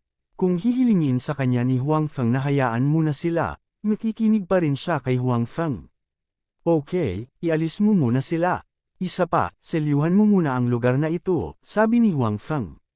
Okay, tumango si Kapitan Yang. Sa mga tagubili ni Huang Feng, may direksyon din si Captain Yang at alam niya ang gagawin, kaya agad siyang tumalikod at umalis. Nang makitang inayos ni Kapitan Yang ang mga tao upang gawin ang gawain sa isang maayos na paraan, karaniwang gamaan ang loob ni Huang Feng. Pagkatapos noon, nakahanap siya ng sulok kung saan walang tao at lumipad muli. Sa kabilang panig, si Elder Liu, na natutulog, ay mabilis na nakatanggap ng balita na si Director Liu, Wang Dafu, at ang iba pa ay inaresto. Nang marinig lang niya ang balita, galit na galit si Elder Liu kaya diretso niyang binasag ang paborito niyang tsarera. Idiot! Idiot! Basura! Saway ni Elder Liu sa sarili niyang kwarto. Dahil matanda na siya, bagamat kadalasan ay inaalagaan niyang mabuti ang kanyang sarili, ngayong nakatagpo siya ng ganoong bagay, siya ay nabalisa. Lalong bumilis ang kanyang paghinga, at namula ang kanyang mukha. Ang kanyang mga mata ay namumula na parang isang mabangis na hayop na malapit ng lumunin ang mga tao. Elder Liu, ano ang dapat nating gawin ngayon? Ang taong dumating upang maghatid ng balita ay nagtanong kay Elder Liu na kinakabahan. Ito rin ang unang pagkakataon na nakita niyang nawalan ng pag-asa si Elder Liu. Ito ay malinaw na ang bagay na ito ay napakaseryoso. Kung hindi magiging ganito si Elder Liu, na noon pa man ay matatag. Ano pa bang magagawa natin? Sana patay na sila, galit na sabi ni Elder Liu. Hindi nagsalita ang tao. Alam niyang galit pa rin si Elder Liu, kaya ang sinabi niya ngayon ay mga salita lamang ng galit. Oo nga naman, pagkaraan ng ilang sandali ni Elder Liu, dahan-dahan siyang kumalma. Bumalik sa dati nitong kalmado ang mukha niya. Alam mo ba kung sino ang namuno sa team? Isang taong nagngangalang Yang Shan, sabi ng tao. Yang Shan. Kumunat ang noo ni Elder Liu. Sa kanyang alaala, walang ganoong tao. Palihim kaya siyang pinadala ng mga nakatataas. Isang maliit na kapitan, sabi ng tao. Tumingin siya kay Elder Liu at alam niyang hindi pa narinig ni Elder Liu si Yang Shan. Sa katunayan, ito ay hindi kakaiba. Not to mention Elder Liu, kahit hindi niya kilala si Yang Shan noon. Ang isang maliit na kapitan ay talagang hindi kwalipikadong pumasok sa kanilang paningin. Isang maliit na kapitan, Nagtatakang sabi ni Elder Liu. Hindi niya akalain na ang pinuno ay talagang isang maliit na kapitan. Kailan naging napakalakas ng isang maliit na kapitan? Dapat malaman ng isang tao na si Direk Liu, Wang Dafu, at ang iba pa ay lahat ng kilalang tao sa lokal na lugar. Isang maliit na kapitan ang nang-ahas na guluhin sila. Ito ay isang maliit na kapitan. At saka, ito ay isang maliit na kapitan na na-dismiss. Sabi ng tao. Pagkatapos, pinag-usapan niya ang bagay sa pagitan ni Kapitan Yang at Wang Dafu. So, malaki ang posibilidad na may sama ng loob siya. Revenge action ba ito? Sabi ni Elder Liu pagkatapos makinig. Malamang, sinabi ng tao, kung hindi, gaano siya kalakas ng loob na kumilos kay Direk Liu. Ayaw na niyang magtrabaho. Panipi, huwag hayaan si Little Liu at ang iba pa na magpahayag ng magandang salita para sa kanya. Sa karamihan, maibabalik lang natin ang kanyang posisyon, sabi ni Elder Liu. Oo, pero mukhang desidido ang lalaking iyon na labanan si Direk Liu at ang iba pa. Hindi siya nakikinig sa payo. Sabi ng tao, napakatigas ng ugali niya. So what? Not to mention na na-dismiss na siya ngayon. Kahit hindi siya na-dismiss, maliit lang siyang kapitan. How capable naman siya, sabi ni Elder Liu. Matapos marinig ang pagkakakilanlan ni Kapitan Yang, tuluyang nahulog ang kanyang puso na kanina pa nakabitin. Kung hindi niya matalo ang isang maliit na kapitan, kung gayon siya ay nabuhay ng napakaraming taon ng walang kabuluhan. Totoo yan, sabi ng tao, matigas lang ang ugali niya. Tsaka maliban sa kanya, yung iba small fries lang. Hindi sapat para maging fretman lang. Tatawagan ko ang kanyang pinuno mamaya at tingnan ko, sabi ni Elder Liu. Sa katayuan ni Elder Liu, hinamak niyang makipag-usap ng direkta kay Kapitan Yang. Kahit na makipag-ugnayan sa kanya ang superior ni Kapitan Yang, may intensyon si Elder Liu na babaan ang kanyang katayuan. Nga pala, paano niya nalaman ang bagay na ito bilang isang maliit na kapitan? Biglang nagtanong si Elder Liu, itinuring na lihim pa rin ang bagay na ito. Paano niya nalaman ang tungkol dito? Ito ay hindi malinaw. Naisip ito ng tao at sinabing, siguro hindi niya sinasadyang natagpuan ito noong siya ay nagtatrabaho sa ibang mga kaso noon. Pagkatapos ng lahat, ang bagay na ito ay hindi alam ni Kapitan Yang, na isang maliit na kapitan. Kahit ang mga may mas mataas na posisyon sa kanya ay hindi alam ang tungkol dito. Maaaring malaman ni Kapitan Yang ang tungkol dito. Malinaw, ang posibilidad na matuklasan ito ng hindi sinasadya ay napakataas. Tumango si Elder Liu. Talagang naisip niya iyon sa kanyang puso, ngunit hindi ito naging hadlang sa kanya na pag-alitan si Direk Liu at Wang Dafu sa kanyang puso. Naunawaan ni Elder Liu na ang mga taong ito ay malinaw na gustong iwan siyang mag-isa. Kanina pa niya sila hinayaang magpahinga. Dahil dito, ang mga taong ito ay hindi nakinig sa kanya at nagpumilit na gawin ito ng palihim. Sa pagkakataong ito, sila ay natuklasan ni Kapitan Yang. Kung hindi niya nalaman, naitago sana siya sa dilim. Mula sa puntong ito, nadama ni Elder Liu na dapat niyang pasalamatan si Kapitan Yang. Kapag nagtagumpay sina Direk Liu at Wang Dafu na gawin ito ng mag-isa sa pagkakataong ito, tiyak na ipagpapatuloy nila itong mag-isa pagkatapos matikman ang tamis. Sa kasong ito, mawawalan siya ng maraming benepisyo. Sa kabutihang palad, ang kanilang mga aksyon ay natuklasan ng isang tao sa pagkakataong ito.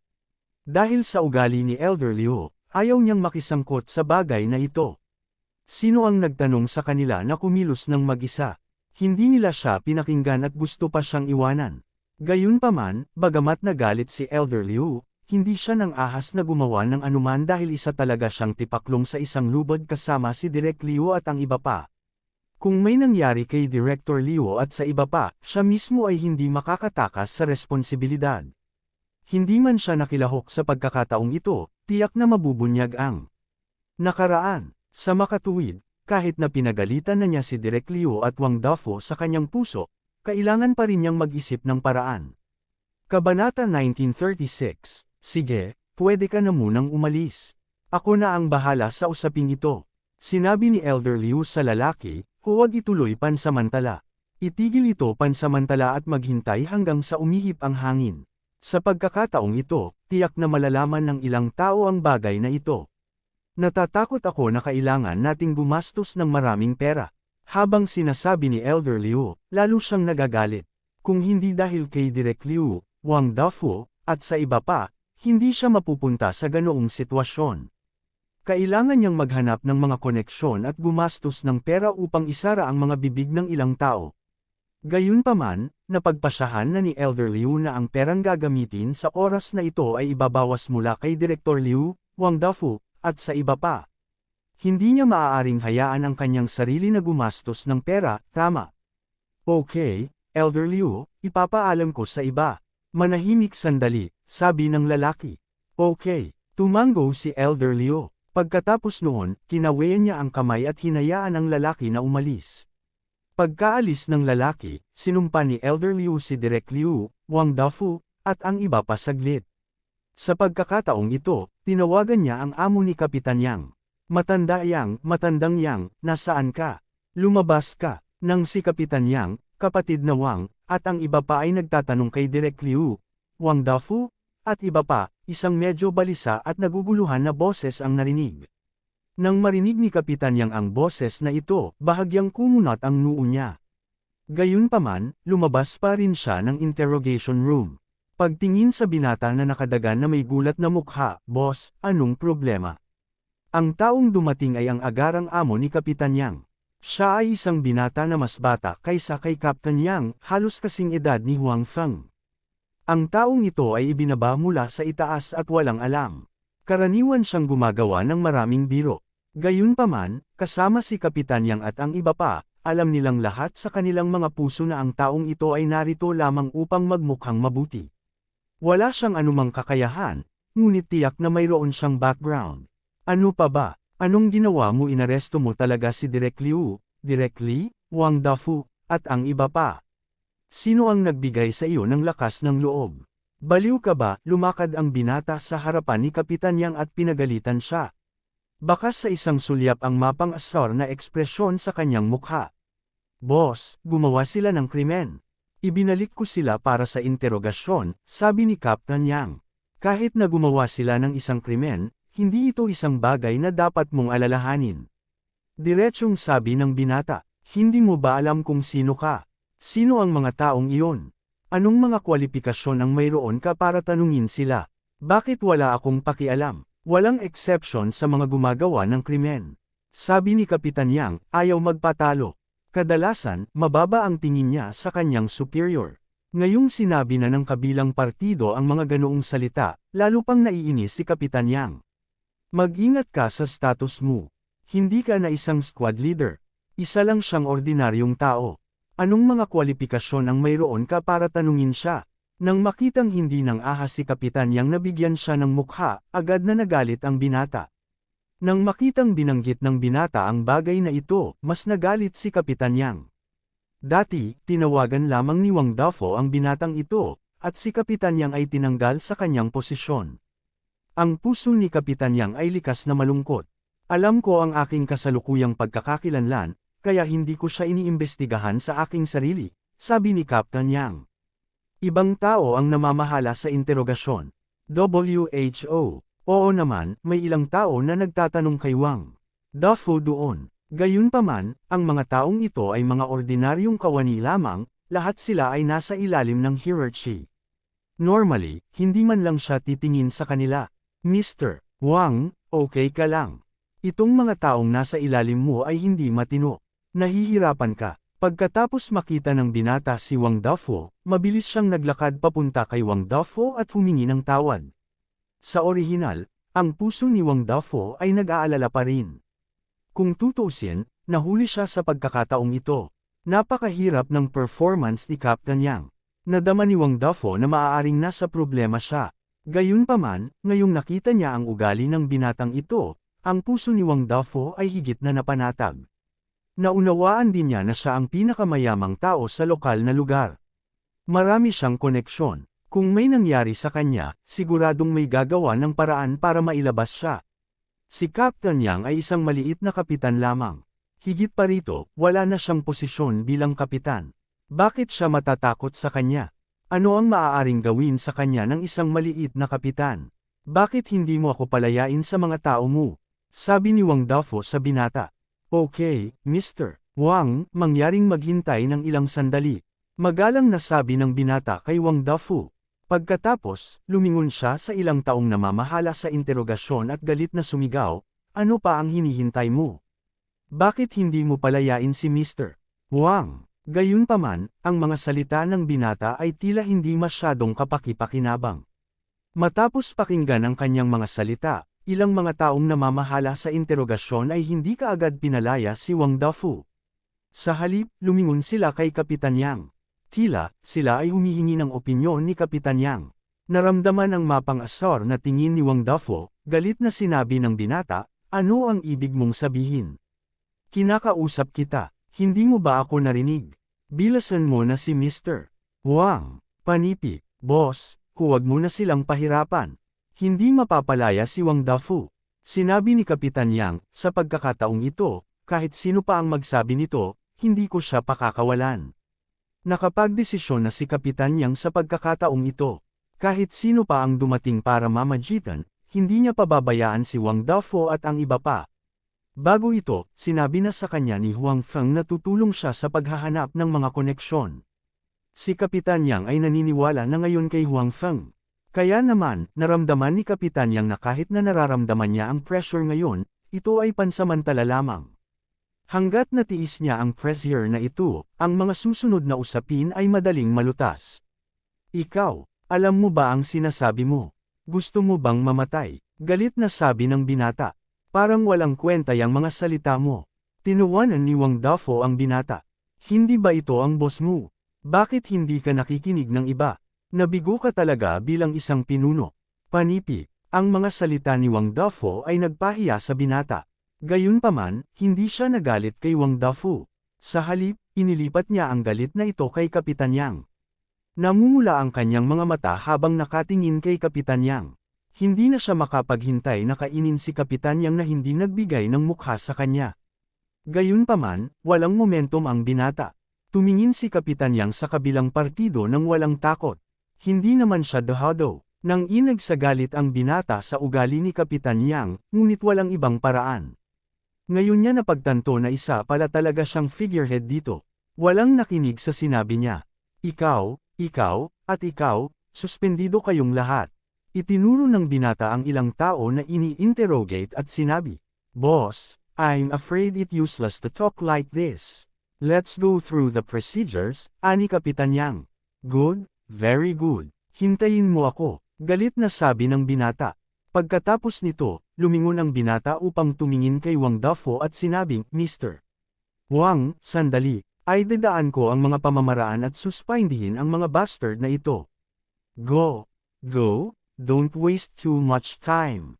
I don't want to stay here for too long, sabi ni Wang Dafu.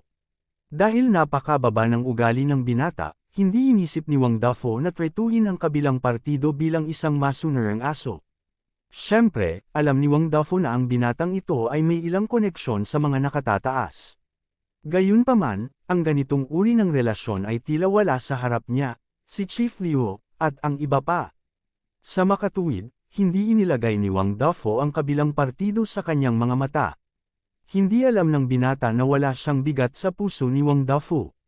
Pagkatapos batiin si Wang Dafu, dali-dali siyang lumabas para pangasiwaan ang mga pamamaraan para suspindihin ang mga taong ito sa kanilang mga tungkulin. Siyempre, bago umalis, hindi nakalimutan ng binata na bigyan ng babala si Kapitan Yang at ang iba pa. Sabi ko, bakit ka ba mapilit? Makontento ka ba kapag natanggal na kayong lahat sa mga posisyon niyo mamaya?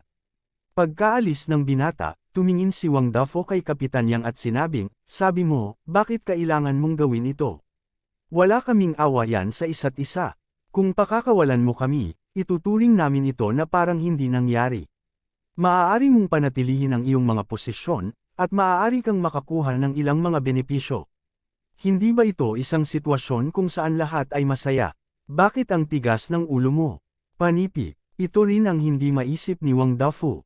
Hindi niya alam na ganoon na lang kapilit si Kapitan Yang sa pagsususpine sa kanila. Kahit na ang dalawang panig ay nagkaroon ng hidwaan noon, sa opinyon ni Wang Dafu, walang bagay na hindi malulutas ng pera. Maaari niyang bigyan ng sapat na pera si Kapitan Yang at ang iba pa, at ang dating hindi kasiya siya ay maaaring makalimutan. Gayunpaman, ang saloobin ni Kapitan Yang ay wala sa inaasahan ni Wang Dafu. Hindi niya tinanggap ang kanyang mabuting hangarin. Sa halip, pinilit niyang harapin si Wang Dafu at ang iba pa. Hindi pa banggitin ang kahirapan ng bagay na ito. Pagkatapos ng lahat, si Wang Dafu, Chief Liu, at ang iba pa ay hindi mga tao na kayang harapin ng isang maliit na kapitan. Kahit na ito ay talagang ginawa, ano ang mga benepisyong may dudulot nito kay Kapitan Yang? Pagbabalik ng posisyon, promosyon, ang mga bagay na ito, matutulungan sila ni Chief Liu na malutas. Basta't pinakawalan niya sila, ayos lang. Hindi na kailangang lumaban hanggang kamatayan. Bukod dito, hindi magiging madali para kay Kapitan Yang ang pakikitungo sa kanila. Sa opinyon ni Wang Dafu, ang ugali ni Kapitan Yang ay tulad ng isang tanga. Hindi, ito ay mas bobo kaysa sa isang tanga, dahil kahit ang isang tanga ay marunong pumili. I advise you don't say this nonsense. If you have the energy, fast cooperate with our investigation. Sinabi ni Kapitan Yang kay Wang Dafu. Malamig na bamantong hininga si Wang Dafu. I also advise you don't think about investigating our matter. Think about your own way out. Hindi ko kailangan ng daan palabas. Sinabi ni Kapitan Yang, sa pagkakataong ito, lalabas na ako. Kahit anong mangyari, hindi ka makakatakas. Talaga, pagkatapos ay maghintay at tingnan natin. Ngumisi si Wang Dafu, medyo gamaan ang loob niya ngayon. Marami rin siyang naintindihan. Kaharap niya ngayon ang isang maliit na kapitan. Hindi na kailangang mag-alala. Kung tutuusin sa performance ng binata kanina lang, hindi siya dapat malagay sa sobrang panganib. May mga tao din sa labas na nagsisikap na mailabas sila. Kabanata 1937. Pagkalabas ng silid ng interogasyon, ang puso ni Kapitan Yang ay labis ding nababalisa. Hindi niya alam kung kumusta na si Huang Feng. Gayunpaman, ang kanyang pagkabalisa ngayon ay iba sa dati. Noong nakaraan, si Kapitan Yang ay natatakot na gantihan, kaya naisip niya na si Huang Feng ay magkakaroon ng iba pang paraan upang harapin si Wang Dafu at ang iba pa. Ngayong na-relieve na siya sa kanyang mga tungkulin, wala nang mawawala sa kanya. Sa makatuwid, hindi siya nag-aalala tungkol sa kanyang sarili. Nag-aalala lang siya na hindi niya maparusahan si Wang Dafu at ang iba pa. Gayunpaman, sa pagkakataong ito, hindi tinawagan ni Captain Yang si Huang Feng para magtanong. Sinabi na ni Huang Feng noon na siya na ang bahala dito at hindi niya kailangang mag-alala. Pinili pa rin ni Kapitan Yang na maniwala kay Huang Feng. Hanggang madaling araw, walang sinabi si Wang Dafu at ang iba pa. Wala lang daw silang alam sa bagay sa barko. Hindi nila alam kung ano iyon. Wala itong kinalaman sa kanila. Si Captain Yang ay hindi nakatanggap ng tawag mula kay Huang Feng. Sa halip, nakita niya ang kanyang amo na lumakad na may masungit na mukha at ilang pirasong papel sa kanyang kamay. Kunin mo na. Ito ang procedure na gusto mo noon. Nandito na lahat. Simula ngayon, suspendido na kayong lahat. Sabi ng amo ni Captain Yang kay Captain Yang at sa kanyang mga hardcore subordinate. Sure enough, nung narinig ng mga yun yung sinabi niya, nagbago yung ekspresyon nila. Bagaman naisip nila na magkakaroon ng ganoong resulta at medyo naghanda, kapag ang resulta na ito ay talagang nahulog sa harap nila, nakaramdam pa rin sila ng labis na hindi komportable sa kanilang mga puso. Kung tutuusin, pareho sila ni Kapitan Yang at Kuya Wang noon. Hindi nila kailangang mawalan ng trabahong ito. Pinilit nilang tumayo sa panig ni Kapitan Yang dahil nagtiwala sila kay Kapitan Yang. Si Kapitan Yang ay naging mabuti sa kanila noon. Isa pa, ayaw nilang makitang makatakas sina Wang Dafu at Chief Liu. Siyempre, ang pinakamahalagang punto ay ang ipinangako ni Kapitan Yang sa kanila noon na may tumutulong sa kanila sa likod ng mga eksena. Siguradong magiging maayos din sila sa huli. Si Wang Dafu at ang iba ay tiyak na mapaparusahan. Dahil sa tiwala kay Captain Yang, naniwala silang lahat sa mga salita ni Captain Yang. Gayunpaman, ngayon ay tila ang sitwasyon ay hindi kasing ganda ng kanilang inaakala. Ang mga reinforcement na binanggit ni Kapitan Yang ay hindi pa lumalabas, ngunit ang mga pamamaraan para sa kanilang pagkakasuspinde ay nailabas na. Pareho na sila ngayon ni Kapitan Yang. Naturally, hindi sila kwalipikadong tanungin si Wang Dafu at ang iba pa. Higit sa lahat, malinaw na nasaktan nila ang kanilang amo, si Wang Dafu, si Chief Liu, at ang iba pa. Matapos masuspine, halos imposible para sa kanila na mabawi ang kanilang mga posisyon dahil sa mga taong ito. Ang kanilang mga karera ay sasailalim pa nga sa isang malaking pagbabago mula ngayon. Napakapangit din ng ekspresyon ni Captain Yang. Wala siyang pakialam sa sarili niya. Kung tutuusin, virgin na siya. Gayunpaman, dahil sa kanyang katwiran, nakaramdam pa rin siya ng hindi komportable sa kanyang puso kung idawit niya ang iba.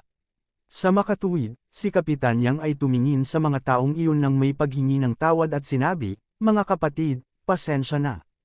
Kinaladkad ko kayo dito. Captain, ano bang sinasabi mo?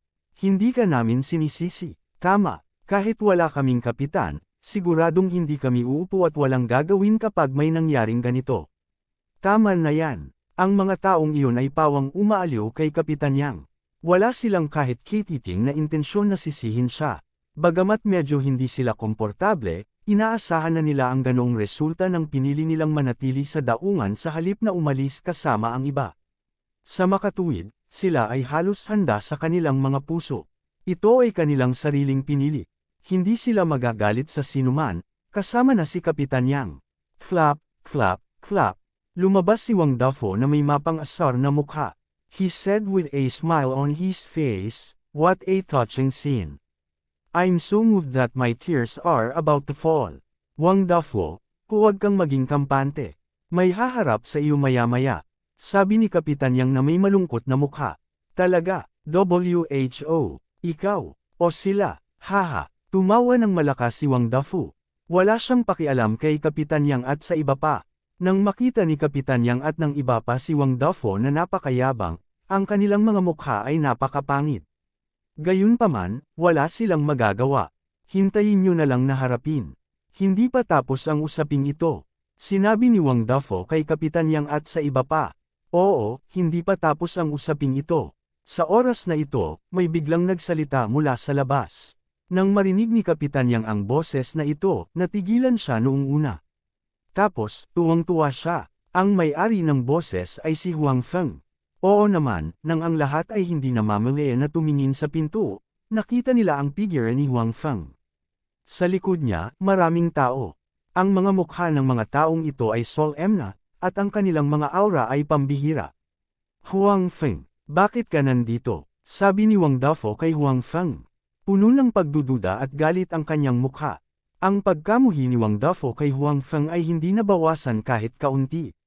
Gayunpaman, dahil sa babala ni Elder Liu at sa sariling pagkakakilanlan at lakas ni Huang Feng, hindi nang ahas si Wang Dafo na gumanti kay Huang Feng. Gayunpaman, hindi ito nangangahulugan na talagang handa si Wang Dafo na makipagkasundo kay Huang Feng sa kanyang puso. Sa makatuwid, nang makita niyang lumitaw si Huang Feng ngayon, wala pa ring magandang ekspresyon si Wang Dafo. Ang ipinagtataka niya ay nawala si Huang Feng ng ilang sandali. Bakit bigla na lang siyang susulpot dito ng ganitong oras? "Nandito ako para sa iyo, syempre," sinabi ni Huang Feng kay Wang Dafo.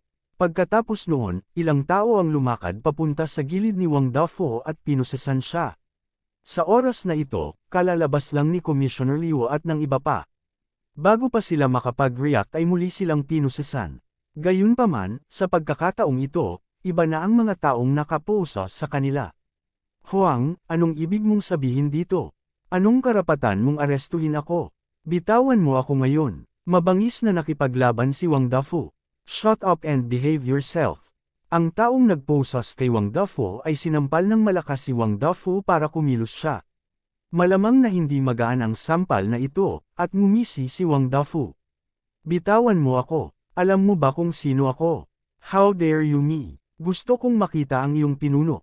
Si Commissioner Liu sa kabilang panig ay nahihirapan din. Sa katunayan, kahit na si Commissioner Liu ay ibinalik ni Kapitan Yang at ng iba pa, dahil sa kanyang pagkakakilanlan, si Captain Yang at ang iba pa ay halatang hindi kwalipikado, kaya't hindi nila siya pinusesan. Sa hindi inaasahang pagkakataon, naposesan siya ng ilang estranghero sa pagkakataong ito. Paanong hindi magagalit si Commissioner Liu? Tumahimik ka. Kahit nakaharap si Commissioner Liu, ang mga taong iyon ay walang magandang ekspresyon. Sa madaling salita, hindi nagbago ang kanilang mga ekspresyon mula sa simula hanggang ngayon. Kasing lamig sila ng yelo. "Sino ka? Anong karapatan mong arestuhin ang mga tao dito? Hindi na nakatiis ang amo ni Captain Yang at pinagalitan ang mga taong dinala ni Huang Feng. Sa oras na ito, isa pang tao ang lumabas mula sa likuran ni Huang Feng at sinabi sa amo ni Kapitan Yang, "Nasuspine ka. Mangyaring sumama sa amin at makipagtulungan sa investigasyon."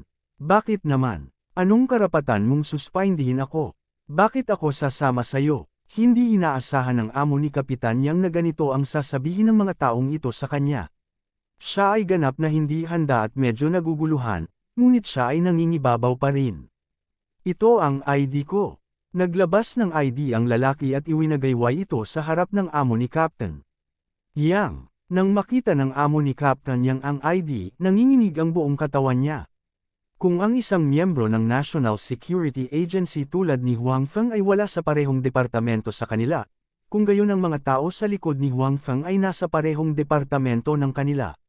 Bukod dito, sila ang pinakamataas na pag-iral sa kanilang departamento. Ang mga taong ito ay mula sa kabisera. Kaagad, may mga dumating para pinusesan ng amo ni Kapitan Yang. Ang amo ni Kapitan Yang ay nasa estado ng kalituhan sa lahat ng oras. Hindi man lang siya lumaban, ni hindi man lang nagpumiglas. "Alisin silang lahat," sabi ni Huang Feng sa mga taong iyon. Oo, ang mga taong iyon ay napakagalang kay Huang Feng. Matapos makinig sa kanyang mga salita, kinuha nila si Wang Dafo at ang iba pa. Si Huang Feng lamang ang nanatili doon. "Kamusta ka na? Ayos ka lang ba?" Lumakad si Huang Feng kay Kapitan Yang at nagtanong. "I'm fine. Buti na lang at dumating ka sa tamang oras. Kung hindi, nakalabas na ang mga taong ito." Umiling si Kapitan Yang. Nang ilabas ng lalaki ang kanyang ID, nakita rin ito ni Kapitan Yang. Hindi niya inaasahan na maimbitahan talaga ni Huang Feng ang mga taong ito. Ang mga taong ito ay nagmula sa kabisera. Napakalayo ng lugar na ito sa kabisera. Hindi nakakagulat na si Huang Feng ay nagtagal. Gayunpaman, sa pagkalkula ng oras, dapat ay tinawag sila ni Huang Feng kagabi, at pagkatapos ay dumating ang mga taong ito ng magdamag. Mula dito, makikita rin na napakahusay ng kakayahan ni Huang Feng. Naisip pa ni Captain Yang na kahit ang ibang miyembro ng National Security Agency ay maaaring walang ganoong kakayahan. Malinaw, ang pagkakakilanlan ni Huang Feng ay napakakaiba. Kahit sa loob ng National Security Agency, hindi siya simpleng buhay. Kung hindi, wala siyang gaanong kapangyarihan. Sa paglapit ng mga taong ito, si Kapitan Yang ay ganap na gumaan. Kung hindi kayang harapin ng mga taong ito si Wang Dafu, Chief Liu, at ang iba pa, kung gayon walang magagawa. Bagamat may koneksyon din sina Wang Dafu, Chief Liu, at ang iba pa, sa harap ng mga taong ito, hindi pa rin ito sapat. "Buti naman at ayos ka na. Kinuha ang amo mo. Iiwan kita sa pamamahala dito," sabi ni Huang Feng. Ngunit ang aking posisyon ay nakontak. Nag-aalangan na sabi ni Kapitan Yang.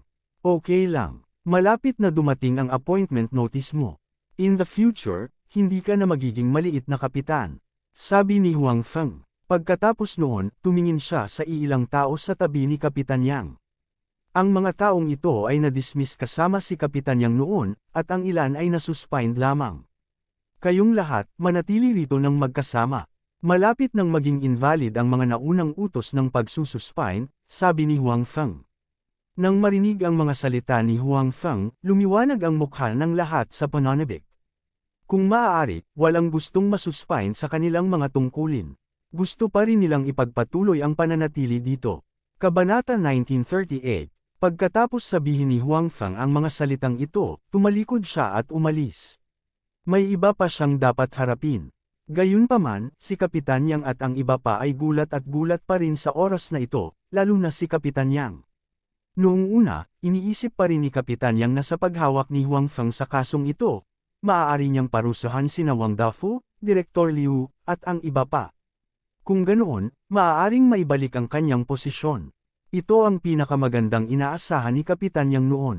Gayunpaman, hindi inaasahan ni Kapitan Yang na hindi lamang siya naibalik sa kanyang posisyon, ngunit narinig din niya ang ibig sabihin ni Huang Feng na siya ay asenso.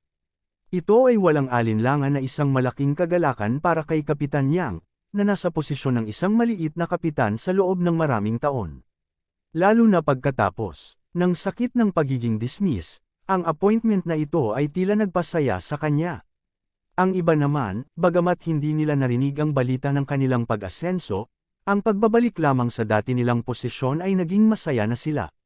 Ipinakita nito na hindi mali ang kanilang naunang desisyon. Bukod dito, si Kapitan Yang ay mapopromote. Ang mga taong ito ay matatag sa panig ni Kapitan Yang sa pagkakataong ito. Pagkatapos, sila ay nasa parehong kampo ni Kapitan Yang sa hinaharap. Para sa kanilang kinabukasan, ito ay talagang isang magandang bagay. Captain, sa tingin mo ba siya ang makakapagpasya sa ating mga gawain? Tanong ni Brother Wang na may pag-aalala. Siyempre, gusto din ni Brother Wang na ibalik ang kanyang posisyon, ngunit pagkatapos ng lahat, si Wang Feng ay wala sa kanilang sistema.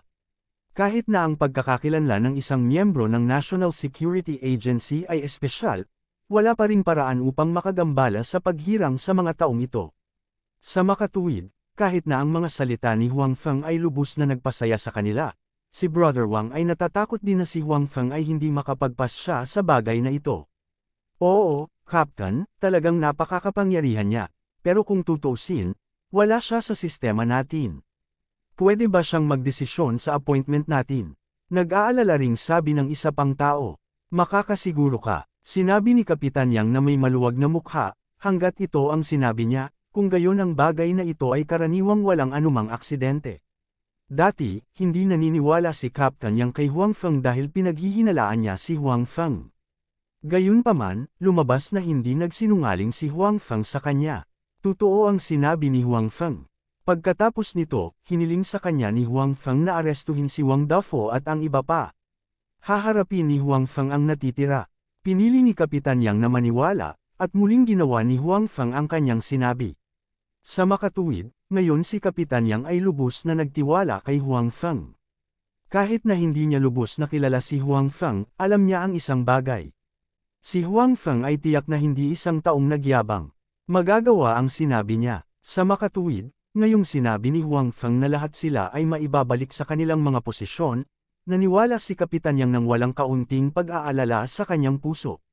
Mabuti naman. Nakita ng lahat na si Kapitan Yang ay lubos na nagtitiwala, at ang kanilang mga puso ay higit na gamaan. Well, dahil naibigay na sa atin ang lugar na ito, dapat na tayong lumipat. Ipinalakpak ni Kapitan Yang ang kanyang mga kamay at sinabing, bagaman si Wang Dafo at ang iba pa ay dinala, alam namin ang ilang detalye ng kasong ito. Kaya naman, maaari naming ganap na isakatuparan ang koleksyon ng mga ebidensya, hanapin ang iba pang mga sospek, at iba pa. Sa Huang Feng at sa mga taong dinala niya, ang kasong ito ay malulutas kahit sino pa ang matagpuan. Ito ay isang pagkakataon para sa akin at para sa inyong lahat.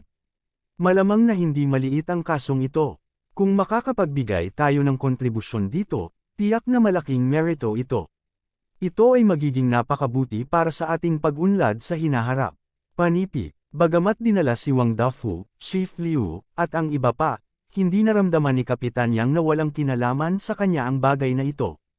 Ang bagay na ito ay isang pagkakataon para sa kanya. Para sa kasong ito, alam na nila ang ilang bagay. Maaari silang magpatuloy sa pagsisiyasat at magbigay ng ilang tulong kay Huang Feng. Pagkatapos nito, ang kanilang mga kontribusyon ay tiyak na hindi malilimutan. Nang marinig ng iba ang mga salita ni Kapitan Yang, tuwang-tuwa sila. Alam na nila ang ilan sa sitwasyon ng kasong ito. Naunawaan nilang lahat na ito ay isang napakalaking kaso. Kapag nasara na ito, siguradong magdudulot ito ng sensasyon. Kung maaari silang magbigay ng ilang tulong at gumawa ng ilang mga kontribusyon, tiyak na ito ay isang magandang bagay para sa kanilang kinabukasan. Sa makatuwid, kahit na ang lahat ay hindi nagpahinga para sa gabi, lahat sila ay nasa mataas na espiritu. Sa ayos ni Kapitan Yang, isinagawa nila ang investigasyon sa maayos na paraan.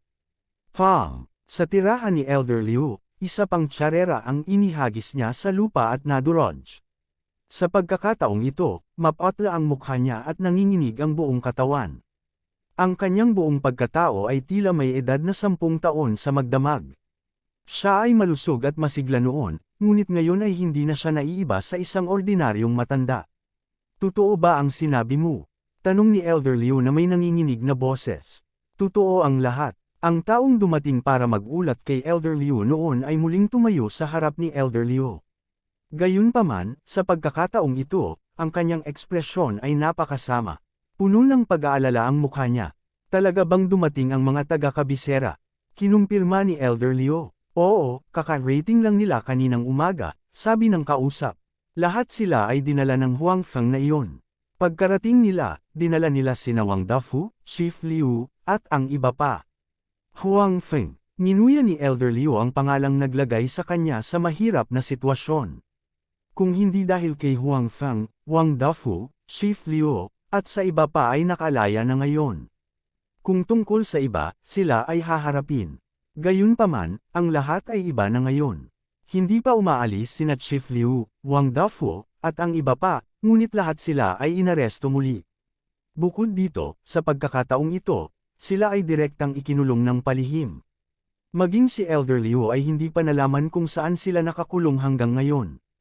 Ang Huang Feng na ito ay hindi pangkaraniwan, sabi ni Elder Liu sabay buntong hininga. Bumantong hininga si Elder Liu at sinabing, minamaliit namin siya noon. Ang kanyang pagkakakilanlan bilang isang miyembro ng National Security Agency ay hindi malaking bagay, ngunit bilang boss ng space-time car, kailangan niyang kilalanin ang ilang mga tao. Dati, hindi namin pinansin ang puntong ito. Ngayon tila ang mga taong kilala niya ay mataas ang katayuan, at marami siyang kakilala. Sa katunayan, kahit na hiniling ni Elder Liu kay Wang Dafu na huwag hawakan si Huang Feng noon, ayaw niyang magdulot ng gulo. Hindi talaga siya natatakot kay Huang Feng. Sa kanyang opinyon, kahit na si Huang Feng ay isang miyembro ng National Security Agency at isang malaking boss, hindi ito isang malaking bagay. Hindi niya makontrol ang kanyang tagiliran. Gayunpaman, lumalabas na talagang nagkamali siya. Napakahalaga ng papel ni Huang Feng sa bagay na ito. O sa halip, masasabing dahil sa pag-iral ni Huang Feng, ang direksyon ng bagay na ito ay ganap na nagbago, na naging dahilan upang mahulog sila sa isang mahirap na kalagayan. Elder Liu, ano ang dapat nating gawin ngayon? Hindi ko alam kung saan dinala si Direk Liu at ang iba pa. Natatakot ako na hindi nila ito mahawakan, sabi ng lalaki. Sa katunayan, hindi lamang si Elder Liu ang nasa maliit na bilog na ito, ngunit ang taong dumating para mag-ulat ng balita kay Elder Liu ay nasa maliit na bilog na ito. Alam din niya ang tungkol sa bagay na ito. Gayunpaman, kadalasan ay napakalapit niya kay Elder Liu. Sa madaling salita, nakinig lang siya sa utos ni Elder Liu. Sa makatuwid, noong naghahanda sina Wang Dafu at Direktor Liu na magnegosyo ng pribado, hindi niya alam noong panahong iyon. Mamaya na lang niya nalaman. Ngayon, nanganganib na malantad ang bagay na ito, kaya natakot din siya. Dahil kapag nalantad ito, siguradong hindi na siya makakatakas. Hindi ko pa alam kung sino ang sangkot sa bagay na ito. Hindi ko alam kung sino ang nakita ni Huang Feng na namamahala sa bagay na ito. Nag-isip sandali si Elder Liu at sinabing, okay, bumalik ka at maghintay ng balita. Kailangan kong tumawag ng ilang beses. Okay, Elder Liu, sabi ng lalaki.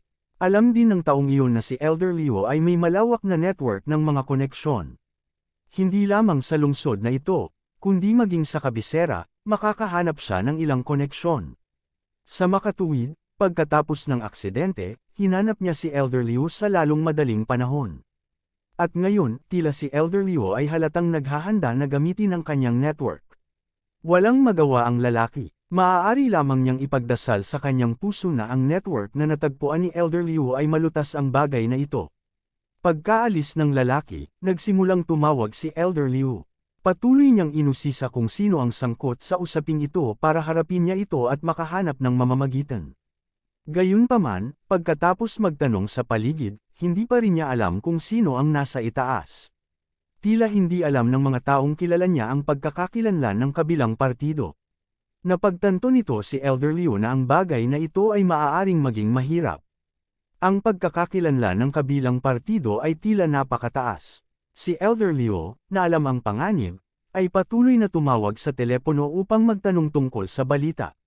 Kasabay nito, pinakiusapan niya ang mga taong nakapaligid sa kanya na palihim na bumili ng tiket sa eroplano. Kapag nalaman niyang hindi tama ang sitwasyon, agad siyang aalis sa lugar na ito.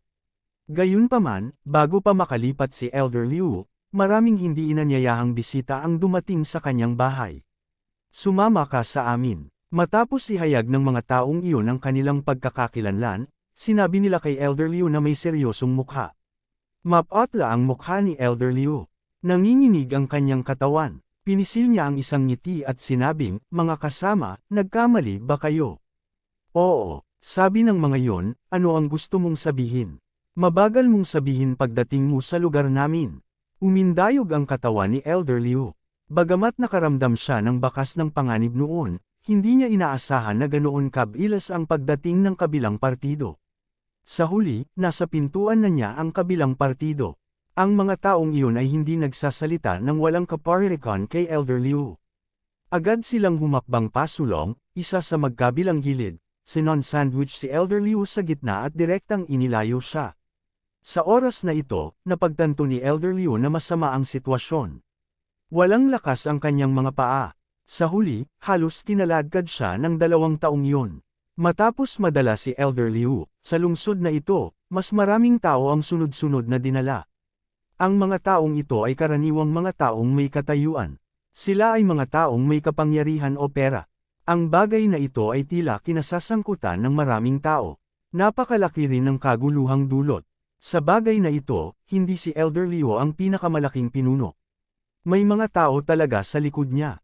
Ang talagang ikinagulat ni Huang Feng ay nasa National Security Bureau. Ang taong nakiusap para kay Bai Xiaoro ay talagang sangkot. Kabanata 1939. Ang mga miyembro ng National Security Agency ay kasangkot, na isang bagay na hindi inaasahan ni Huang Feng noon. Ang National Security Agency ay isang napaka-espesyal na departamento sa China, at ang kapangyarihan nito ay napakahusay din. Kadalasan, ang mga taong makapasok dito ay maingat na pinili. Lahat sila ay may kakayahan at may mahusay na pag-iisip. Sa makatuwid, may ilang mga problema sa mga miyembro ng National Security Agency dati. Hindi inaasahan ni Huang Feng na ang kaso ay kinasasangkutan ng mga miyembro ng National Security Agency, na gusto lang niyang turuan ng leksyon si Wang Dafu, ay kasangkot ang mga miyembro ng National Security Agency. Ipinakita rin ito na tiyak na maraming tao ang sangkot sa usaping ito, at tiyak na may mga taong may matataas na posisyon. Ang mga lokal na tao lamang, tulad nina Direktor Liu, Elder Liu, at iba pa, ay malinaw na hindi kwalipikado. Dapat mayroong mas mahahalagang tao sa loob nito. Dahil sa pagkakasangkot ng mga miyembro ng National Security Agency, ang usaping ito ay lalong nagiging kasangkot. Ang mga nakatataas ay nagbigay din ng mahigpit na utos na ang bagay na ito ay dapat imbestigahan ng malinaw. Kahit sino pa ang sangkot, sila ay haharapin ayon sa batas ng walang awa. Tinawag din ni Bai Xiaoro si Huang Feng. Ang pinuno ng pangkat ng National Security Agency ay nailagay sa ilalim ng kontrol. Personal na nagbigay ng utos ang direktor. Bukod dito, galit na galit ang direktor sa bagay na ito. Pakiramdam pa niya ay nahihiya ito at galit na galit. Bukod sa matinding pagpaparusa sa pinuno ng pangkat, iniutos din niya ang pagsisiyasat sa lahat ng miyembro sa koanihan upang matiyak na hindi na mauulit ang mga katulad na bagay. Si Huang Feng, bilang miyembro ng National Security Agency, ay natural na kailangang imbestigahan. Gayunpaman, si Huang Feng ay may mga tao na higit sa kanya, at hindi siya kailanman nakagawa ng anumang bagay na labag sa batas. Sa makatuwid, hindi siya natakot sa pagsisiyasat na ito. Dahil ang bagay na ito ay kinasasangkutan ng maraming tao, nakakuha na ito ng sapat na atensyon. Hindi na kailangang mag-alala ni Huang Feng tungkol sa iba pang bagay. Natural, may mga tao mula sa itaas na patuloy na mag-iimbestiga sa bagay na ito. Bagamat hindi nila alam kung sino ang mad-awit sa huli at kung anong uri ng parusa ang ibibigay. Gayunpaman, isang bagay ang tiyak. Iyon ay, natapos na sina Wang Dafu, Direktor Liu, Elder Liu, at iba pa. Imposibleng lumabas silang muli, at imposibleng gumanti sila kay Huang Feng, Captain Yang, o kahit kay Guo Yong. Sa makatuwid, maraming tao ang makatitiyak. Si Kapitan Yang at ang iba ay nagbigay pansin din sa bagay na ito. Matapos makita ang ugali at determinasyon ng mga nakatataas, nabuhayan sila ng loob. To be honest, sobrang kinabahan sila nang biglang gumawa ng move sa big shots na yon. Kung lalabas na naman ang mga iyon, siguradong hindi na nila sila pakakawalan. Sa oras na iyon, hindi ito magiging kasing simple ng pagtanggal sa pwesto. Ngayon, nang makita silang magtatapos sa ganito, lahat ay gumon. Opisyal ding inihayag ang paghirang kay Kapitan Yang. Hindi lamang siya na ibalik sa kanyang posisyon, ngunit siya rin ay na-promote ng ilang beses. Siya ang naging pinuno ng kanilang panig, at hindi nila siya maaaring tawaging Kapitan Yang sa hinaharap. Para naman kay Brother Wang at sa iba pa, opisyal na naibalik ang kanilang mga posisyon. Ang ilan sa kanila ay na-promote habang ang iba ay hindi. Gayunpaman, ang mga nakatayo sa panig ni Kapitan Yang noon ay binigyan ng gantimpala. Alam ng lahat na kahit na hindi sila na-promote sa pagkakataong ito, sa contribusyong ito, magiging mas maayos ang kanilang landas sa hinaharap. Sa bagay, napakaraming posisyon lang. Imposibleng ma-promote ang lahat ng sabay-sabay. Para naman sa mga taong sa wakas ay piniling makipagkompromiso kina Direktor Liu at Wang Dafo sa daungan noong gabing iyon, hindi sila gaanong pinalad. Bagamat hindi sila tinanggal, walang paraan para makuha ang tiwala ni Yang Shan. Natatakot sila na hindi magiging maganda ang kanilang mga araw sa hinaharap. Ang mga ito ay unti-unting ihihiwalay at mahuhulog sa ilang hindi mahalagang departamento. Walang sinuman ang maaaring sisihin ang sinuman para sa naturang resulta. Ito ang resulta ng kanilang sariling pagpili. Mabuti man o masama, matatanggap lang nila. Marahil ang mga taong ito ay hindi inaasahan na si Kapitan Yang ay makakatawas sa huli. Siguradong nagsisisi na sila ngayon. Gayunpaman, nangyari na ito. Kahit gaano pa nila ito pinagsisihan, wala itong silbi. Matapos harapin ang mga bagay na ito, bumalik muli si Huang Feng sa bahay ni Guo Miangan. Sa nakalipas na ilang araw, ginugol ni Huang Feng ang karamihan ng kanyang oras sa labas, abala sa kaso ni Wang Dafo at ng iba pa. Pagkatapos ng lahat, ang ilang mga tao ay inimbitahan mismo ni Huang Feng sa pamamagitan ng kanyang mga koneksyon. Hindi niya maaaring hayaan ang mga taong iyon na dumating at walang ginagawa. Dapat silang maging aktibong kooperatiba. Sa ganitong paraan, maraming oras ang ginugol, at walang gaanong oras para manatili sa bahay ni Guo Miangan. Dahil dito, bahagyang nadismaya si Guo Miangan. At the same time, nag-aalala rin siya. Naunawaan ba ni Huang Feng ang kanyang mga iniisip, kaya siya ay nasa labas nitong ilang araw at ayaw niyang pumunta rito ng sadya upang iwasan siya. Hindi alam ni Huang Feng ang iniisip ni Guo Miangan. Abala siya sa mga bagay sa labas, kaya wala siyang masyadong oras para mag-isip ng ibang bagay. Ngayon, naibigay na ang kaso ni Wang Dafo. Ang iba pang mga bagay ay hindi kailangang pangasiwaan ni Huang Feng. Ang usapin ng pamilya ni Guo Miangan ay ganap ding nalutas. May ideya rin si Huang Feng na bumalik. Babalik ka bukas. Nang sabihin ni Huang Feng kay Guo Miangan ang kanyang iniisip, medyo nagulat si Guo Miangan at medyo nadismaya itong sinabi. Sa pagkakataong ito, dahil sa aksidente sa bahay, si Guo Miangan ay hindi pa humihingi ng pahinga noon, at siya ay pagod na pagod, kaya binigyan ni Guo Liang si Guo Miangan ng mahabang bakasyon. Hindi pa tapos ang bakasyon, at si Huang Feng ay nananatili rito, kaya hindi naisipan ni Guo Miangan na bumalik ng maaga sa Jiangzhou. Gayunpaman, ang hindi inaasahan ni Guo Miangan ay iminungkahi ni Huang Feng na bumalik muna. Naisip ito ni Guo Miangan at talagang hindi siya nakaramdam ng kakaiba. Pagkatapos ng lahat, si Huang Feng ay dumating upang tulungan siya, hindi katulad niya na maaaring umuwi sa daan. Ngayong nalutas na ang usapin ng kanyang pamilya, hindi nakakagulat na gusto ni Huang Feng na bumalik. Oo, kanina pa ako lumabas. Oras na para bumalik. Sabi ni Huang Feng. Naisip niya na si Guo Miangan ay nag-aalala kay Wang Dafo, kaya sinabi niya, huwag kang mag-alala. Malamang na hindi makakalabas si Wang Dafo. Kahit na lumabas siya, tiyak na wala siyang kakayahang gumanti sa iyong pamilya, kaya hindi mo kailangang mag-alala. Okay, tumango si Guo Miangan. Sa katunayan, alam din niya ang tungkol sa bagay na ito. Pagkatapos ng lahat, sina Wang Dafo at Direktor Liu ay pawang mga makapangyarihang tao sa lokal na lugar. Kung maaresto ang naturang tao, tiyak na nasa balita. Sa makatuwid, alam na ni Guo Miangan ang balita mula sa TV. Siyempre, alam din ng kanyang mga magulang ang balita, ngunit hindi nila alam ang papel na ginampanan ni Huang Feng sa bagay na ito. Gayunpaman, hindi nito napigilan ang pamilya ni Guo Miangan na magpasalamat kay Huang Feng. Pagkatapos ng lahat, si Guo Yong ay personal na iniligtas ni Huang Feng. Sa puntong ito lamang ay sapat na. Salamat, kung hindi dahil sa iyo sa pagkakataong ito, hindi namin alam ang gagawin. Sinabi ni Guo Mengan kay Huang Feng. Di ba nagpasalamat ka na sa akin kanina? Nakangiting sabi ni Huang Feng, at saka, hindi ba tayo magkaibigan? Dapat kitang tulungan. Oo, magkaibigan tayo. Nang marinig ni Guo Mengan na sinabi ito ni Huang Feng, hindi niya alam kung matutuwa siya o malulungkot. Ito ay tiyak na dahil itinuturing siya ni Huang Feng bilang isang kaibigan na tinulungan niya. Kung hindi, sa sarili niyang kakayahan, tiyak na hindi niya mailigtas ang kanyang kapatid. Gayunpaman, ayaw ni Guo Mengan na maging kaibigan lang ni Huang Feng. Umaasa siyang magiging mas malapit ang relasyon ng dalawa kaya hindi maiwasang madismaya.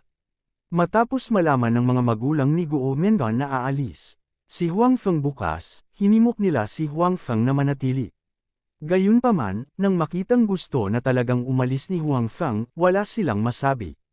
Gayunpaman, sa gabi, dapat silang maghanda ng isang marangyang hapunan para sa kanya. Dahil sa kasalukuyang trabaho ni Guo Mengan, ang sitwasyon ng ekonomiya ng kanyang pamilya ay mas mabuti kaysa dati, kaya hindi naging mahirap na maghanda ng ilang masaganang pagkain para kay Huang Feng. Sa hapagkainan, gumamit si Guo Yong ng inumin sa halip na alak upang pasalamatan si Huang Feng. Pagkatapos nito, sinamahan ng ama ni Guo Mengan si Huang Feng na uminom ng marami, habang ang ina ni Guo Mengan ay patuloy na hinihikayat si Huang Feng na uminom ng higit pa at kumain ng higit pa. Sa madaling salita, masigasig ang pamilya ni Guo Mengan sa pagkain na ito. Nay, bakit pakiramdam ko medyo kakaiba ang paraan ng pagtingin mo kay Huang Feng sa hapagkainan kanina? Pagkatapos kumain, si Huang Feng at ang ama ni Guo Mengan ay nag-uusap, habang si Guo Mengan at ang kanyang ina ay naghuhugas ng mga pinggan sa kusina.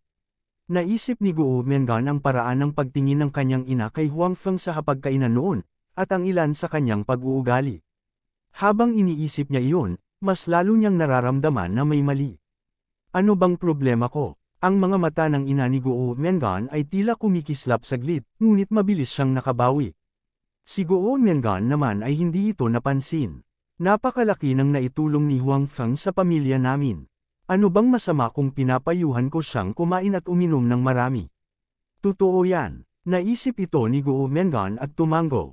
Kung tutuusin, malaki ang naitulong ni Huang Feng sa kanilang pamilya. Normal lang sa kanyang ina ang pagiging masigasig.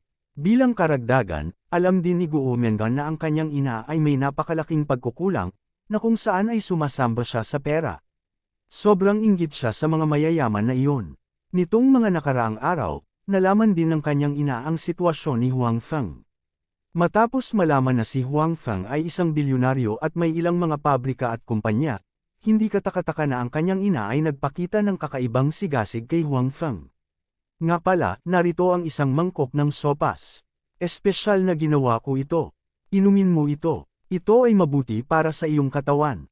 May isa pang mangkok. Maaari mo itong dalhin sa Huang Feng mamaya, sabi ng ina ni Guo Mengan kay Guo Mengan. Ma, hindi ko po kailangan. Mabuti naman po ang kalusugan ko. Iiwan ko po ito para sa inyo ni Papa. Tumanggi si Guo Mengan. Pwede kaming uminom ng papa mo kahit anong oras, pero palagi kang nasa labas. Hindi ka namin maasikaso. Alam kong marami kang pinaghirapan. Hindi madaling mag-isa. Bakit hindi mo pakainin ang sarili mo pagbalik mo? Sabi ng ina ni Guo Mengan. Nang marinig ang mga salita ng kanyang ina, labis na naantig si Guo Mengan, kaya hindi na siya masyadong nag-isip. Dinampot niya ang mangkok ng sopas at dahan-dahan itong ininom. Ang ina ni Guo Mengan ay patuloy na nakatingin sa kanyang anak.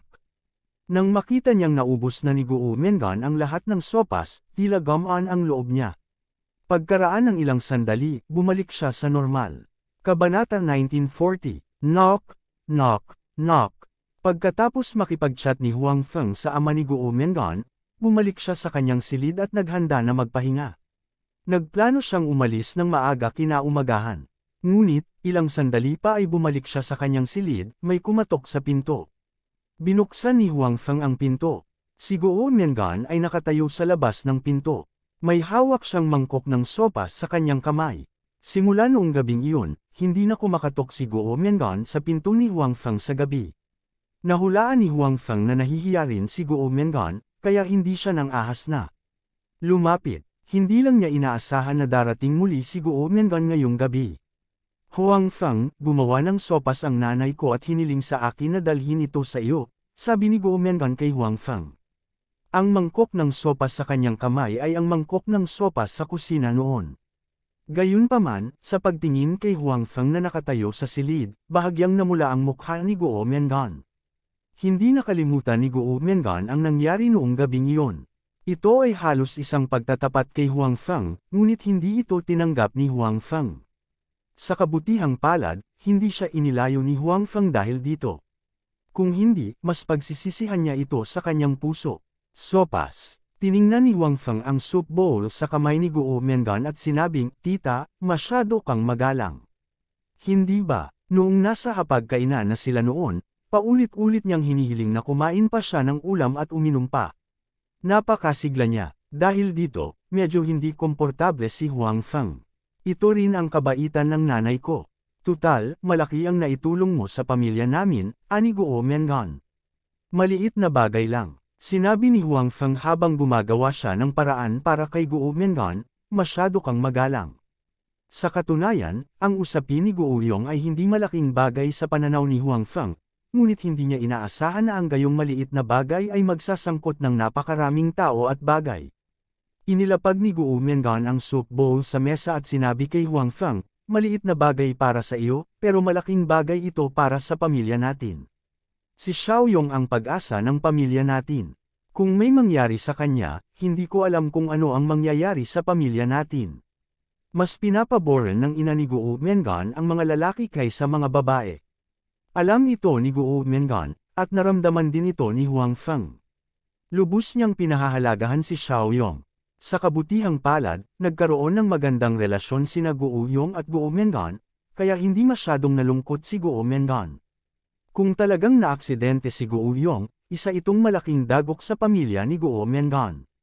"Inumin mo habang mainit," sinabi ni Guo Mengan kay Huang Feng, "hindi ito masarap kapag malamig." Oo. Si Huang Feng ay hindi masyadong nag-isip tungkol dito. Isa lang itong mangkok ng sopas. Pinulot niya ito at inamoy-amoy. Talagang napakabango nito. Pagkatapos, ininom niya ang lahat ng sabaw sa mangkok sa isang lagok. Ang sarap. Ang sarap ng luto ni tita. Sinabi ni Huang Feng, "Natutunan mo rin ang iyong pagluluto kay auntie, tama ba?" Natikman na ni Huang Feng ang luto ni Guo Mengan noon. Bagamat hindi ito may kukumpara kay Huang Feng na may immortal book, tiyak na isa itong napakahusay na chef. Oo, pero mas malala pa ang husay ko sa pagluluto kaysa sa nanay ko. Ngumiti din si Guo Mengan at sinabing, "Bukas, sasama ako sa iyo. Ayaw mo bang manatili sa bahay ng ilang araw pa?" Tanong ni Huang Feng. Hindi pa tapos ang bakasyon ni Guo Mengan. Naisip ni Huang Feng na magpapatuloy siyang manatili sa bahay ng ilang araw. "Hindi, bumalik ako dahil sa usapin ng kapatid ko. Ngayong nalutas na ang kanyang usapin, wala nang magagawa kung manatili ako sa bahay. Mas mabuting bumalik sa lalong madaling panahon," ani Guo Mengan. Si Guo Mengan ay isang taong hindi maaaring manatiling walang ginagawa. Bukod dito, seryoso siya sa kanyang trabaho. Alam niya na sa kanyang mga kwalifikasyon at kakayahan sa akademya, karaniwang imposibleng makahanap ng trabahong tulad nito. Sa makatuwid, lubos niyang pinahahalagahan ang kasalukuyang trabahong ito at inilaan ang lahat ng kanyang lakas araw-araw. Alam din niyang kailangan pa rin siya ng kanyang pamilya ng tulong kaya naman seryoso siya sa kanyang trabaho. "Bueno, pagkatapos ay sabay tayong bumalik bukas," sabi ni Huang Feng. Dahil gusto rin ni Guo Mengan na magkabalikan, papunta na ito. Pagkatapos magsalita ni Guo Mengan, naghanda na siyang umalis.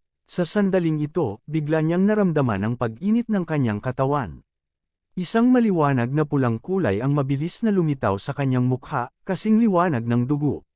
Bahagyang bumilis ang kanyang paghinga, at kapansin-pansing mas mataas ang init na kanyang naibuga. "Ano bang problema mo?" Napansin ni Huang Feng ang abnormalidad ni Guo Mengan at nag-aalalang nagtanong.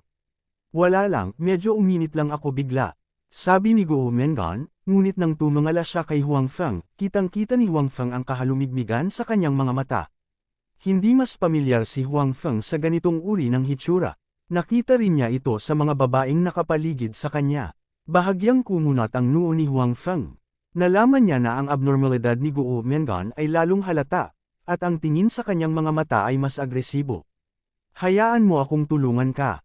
Sabi ni Huang Feng, inilagay ang kanyang kamay sa katawan ni Guo Mengan, gustong tulungan itong makita kung ano ang nangyayari. Nang hawakan ng kamay ni Huang Feng ang katawan ni Guo Mengan, malinaw niyang naramdaman na napakataas ng temperatura ng katawan nito. Si Guo Mengan ay halatang nanginginig sa sandaling hinawakan siya ni Huang Feng, at pagkatapos ay tumaas ang temperatura ng kanyang katawan ng hindi bababa sa 10 degree. Ako, gusto ko. Hinawakan ni Guo Mengan ang braso ni Huang Feng at sinabing may nanginginig na boses, at nagkusa ang kanyang bibig na samando. Mengan, may nangyari sa katawan mo. Don't worry, tutulungan kita. Halos mahulaan ni Huang Feng kung ano ang nangyayari sa abnormalidad ni Guo Mengan. Dati, nakakita siya ng katulad na sitwasyon kay Zhu Zaiyo. Gayunpaman, ang nakapagtataka kay Huang Feng ay si Guo Mengan ay palaging nasa bahay. Paano ito nangyari sa kanya? May nagdroga sa kanya sa pamilya niya. Ngunit paano ito naging posible? Gayunpaman, habang iniisip ito ni Huang Feng, bigla niyang naramdaman ang pag-init ng kanyang tiyan. Pagkatapos, lumakas ang init na ito at mabilis na dumampi sa kanyang buong katawan, lalo na sa kanyang ulo. Pakiramdam niya ay medyo bumilis ang kanyang paghinga. Nalason din siya. Napagtanto ni Huang Feng ang sitwasyong ito sa kanyang isipan. Pagkatapos nito, mabilis niyang ikinulong ang sospek na siyang mangkok ng sabaw. Dati, kapag kumakain siya sa hapagkainan, wala siyang nararamdamang kakaiba. Pagkatapos lang niyang inumin ang mangkok ng sopas ay naramdaman niya ang kakaibang pakiramdam na ito. Malinaw, may mali sa mangkok ng sopas. Gayunpaman, bago pa mahawakan ni Huang Feng ang kanyang katawan, ganap na idiniin ni Guo Mengan ang sarili sa kanya. Direkta sa mukha niya ang mapang-akit nitong labi. Bada, hinalikan ni Guo Mengan ang mukha ni Huang Feng ng mariin. Pagkatapos noon, inatake niya si Huang Feng na parang bagyo, patuloy na hinahalikan siya sa mukha nito. Mengan, makinig ka sa akin. Huwag kang excited. Sinubukan ni Huang Feng na patatagin si Guo Mengan, ngunit sa oras na ito, si Guo Mengan ay ganap na naiiba sa karaniwang Guo Mengan. Siya ay karaniwang banayad at tahimik, ngunit ngayon ay tila mas wild na siya. Hindi niya pinakinggan si Huang Feng at nagpatuloy sa paghalik kay Huang Feng ng baliw. Sa kabutihang palad, ang lakas ni Huang Feng ay halatang mas malaki kaysa kay Guo Mengan, kaya pansamantala niyang makontrol si Guo Mengan. Gayunpaman, sa ganitong paraan, hindi siya magkakaroon ng lakas para paalisan ang gamot sa kanyang katawan. Hindi nang ahas si Huang Feng na direktang patumbahin si Guo Mengan dahil hindi niya alam kung anong uri ng gamot ang nasa katawan nila. Magdudulot ba ito ng anumang pinsala sa utak? Higit pa rito, ang gamot na ito ay mas mapang-api kaysa sa inaasahan ni Huang Feng. Kung ito ay isang ordinaryong gamot, maaaring ganap na sugpuin ito ni Huang Feng gamit ang kanyang panloob na puwersa. Gayunpaman, ang gamot na ito ay napakalabis. Mahirap na itong sugpuin gamit ang panloob na puwersa. Nakagawa lang siya ng paraan para mapaalis ito sa katawan. Patuloy na tinukso ni Guo Mengan ang katawan ni Huang Feng at pinasigla ang kanyang mga ugat. Ang katawan ni Huang Feng ay napakasensitibo din ngayon. Sa panunukso ni Guo Mengan ng ganito, ang kanyang puso ay nasa ilalim din ng matinding presyon. Ang lalong nagpahiya kay Huang Feng ay nalaman niyang patuloy na humihina ang kanyang kalooban na lumaban. Lalo na pagkatapos na masigla si Guo Mengan, sinimulan niyang patuloy na habarin ang kanyang mga damit. Kitang-kita ni Huang Feng ang kanyang figure. Naramdaman ni Huang Feng na ang apoy sa kaibuturan ng kanyang puso ay medyo hindi mapigilan. Forget it. Hindi na ako lalaban. Ang puso ni Huang Feng ay bumigay ng pagtutol. Hindi niya alam kung anong klaseng gamot ang kinain niya. Ito ay talagang samobra. Bukod dito, habang lumalaban siya, mas malakas ang epekto ng gamot. Nang makita ang kagandahan sa kanyang harapan, sa wakas ay sumuko na si Huang Feng. Pagkatapos noon, lumipat si Huang Feng mula sa pagiging pasibo tungo sa inisyatiba. Direkta niyang binuhat si Guo Mengan sa kama at nagsimulang maghubad ng damit. Hindi nagtagal ay hubot-hubad na ang dalawa. Kasunod ng masaya at komportableng pag-iyak, may isa pang babae si Huang Feng sa tabi niya. Sa oras na ito, sa isa pang silid, ang ina ni Guo Mengan ay nakahiga sa kama at bumubulong, hindi ko alam kung paano ito doon. Epektibo ba ang gamot na ibinigay ni Old Man Liu? Dati, ipinagmalaki niya na kahit ang mga Diyos ay hindi ito makalaban. Kung hindi ito gagana, tingnan natin kung paano ko siya haharapin bukas. Malinaw, ang sopas na ininom ni na Huang Feng at Guo Mengan ay idinagdag ng ina ni Guo Mengan. Ang gamot ay nakuha sa doktor na nakayapak sa kanilang baryo. Napaka-overbearing daw, pero hindi niya alam kung gaano ito ka-effect. Gayunpaman, sa paglipas ng panahon, nakita na ang kanyang anak na babae ay hindi dumating sa kanyang silid, ang ina ni Guo Mengan ay napanatag. Tila ito ay dapat maging epektibo. Baka nag-aaway ang dalawa sa kama. Matapos malaman ng pagkakakilanlan ni Huang Feng, nagpa siya ang ina ni Guo Mengan na hayaan ang kanyang anak na sundan siya. Kahit na alam niyang may ibang babae si Huang Feng, hindi nito mababago ang isip niya. Sa kanyang opinyon, ang isang manugang na lalaki tulad ni Huang Feng ay hindi maaaring palampasin. Hanggat naging biyenan siya ni Huang Feng, kahit isa lang siya sa mga biyenan, malaki ang pagbabago sa buhay ng kanyang pamilya sa hinaharap. Ang kanyang anak na babae ay palaging kasal. Mas mainam na makahanap ng isang pamilyar at mayamang tao. Bata pa ang kanyang anak na babae at hindi niya ito naiintindihan. Siya ay makakatulong sa kanya, at siya ay nagpapasalamat sa kanya sa hinaharap.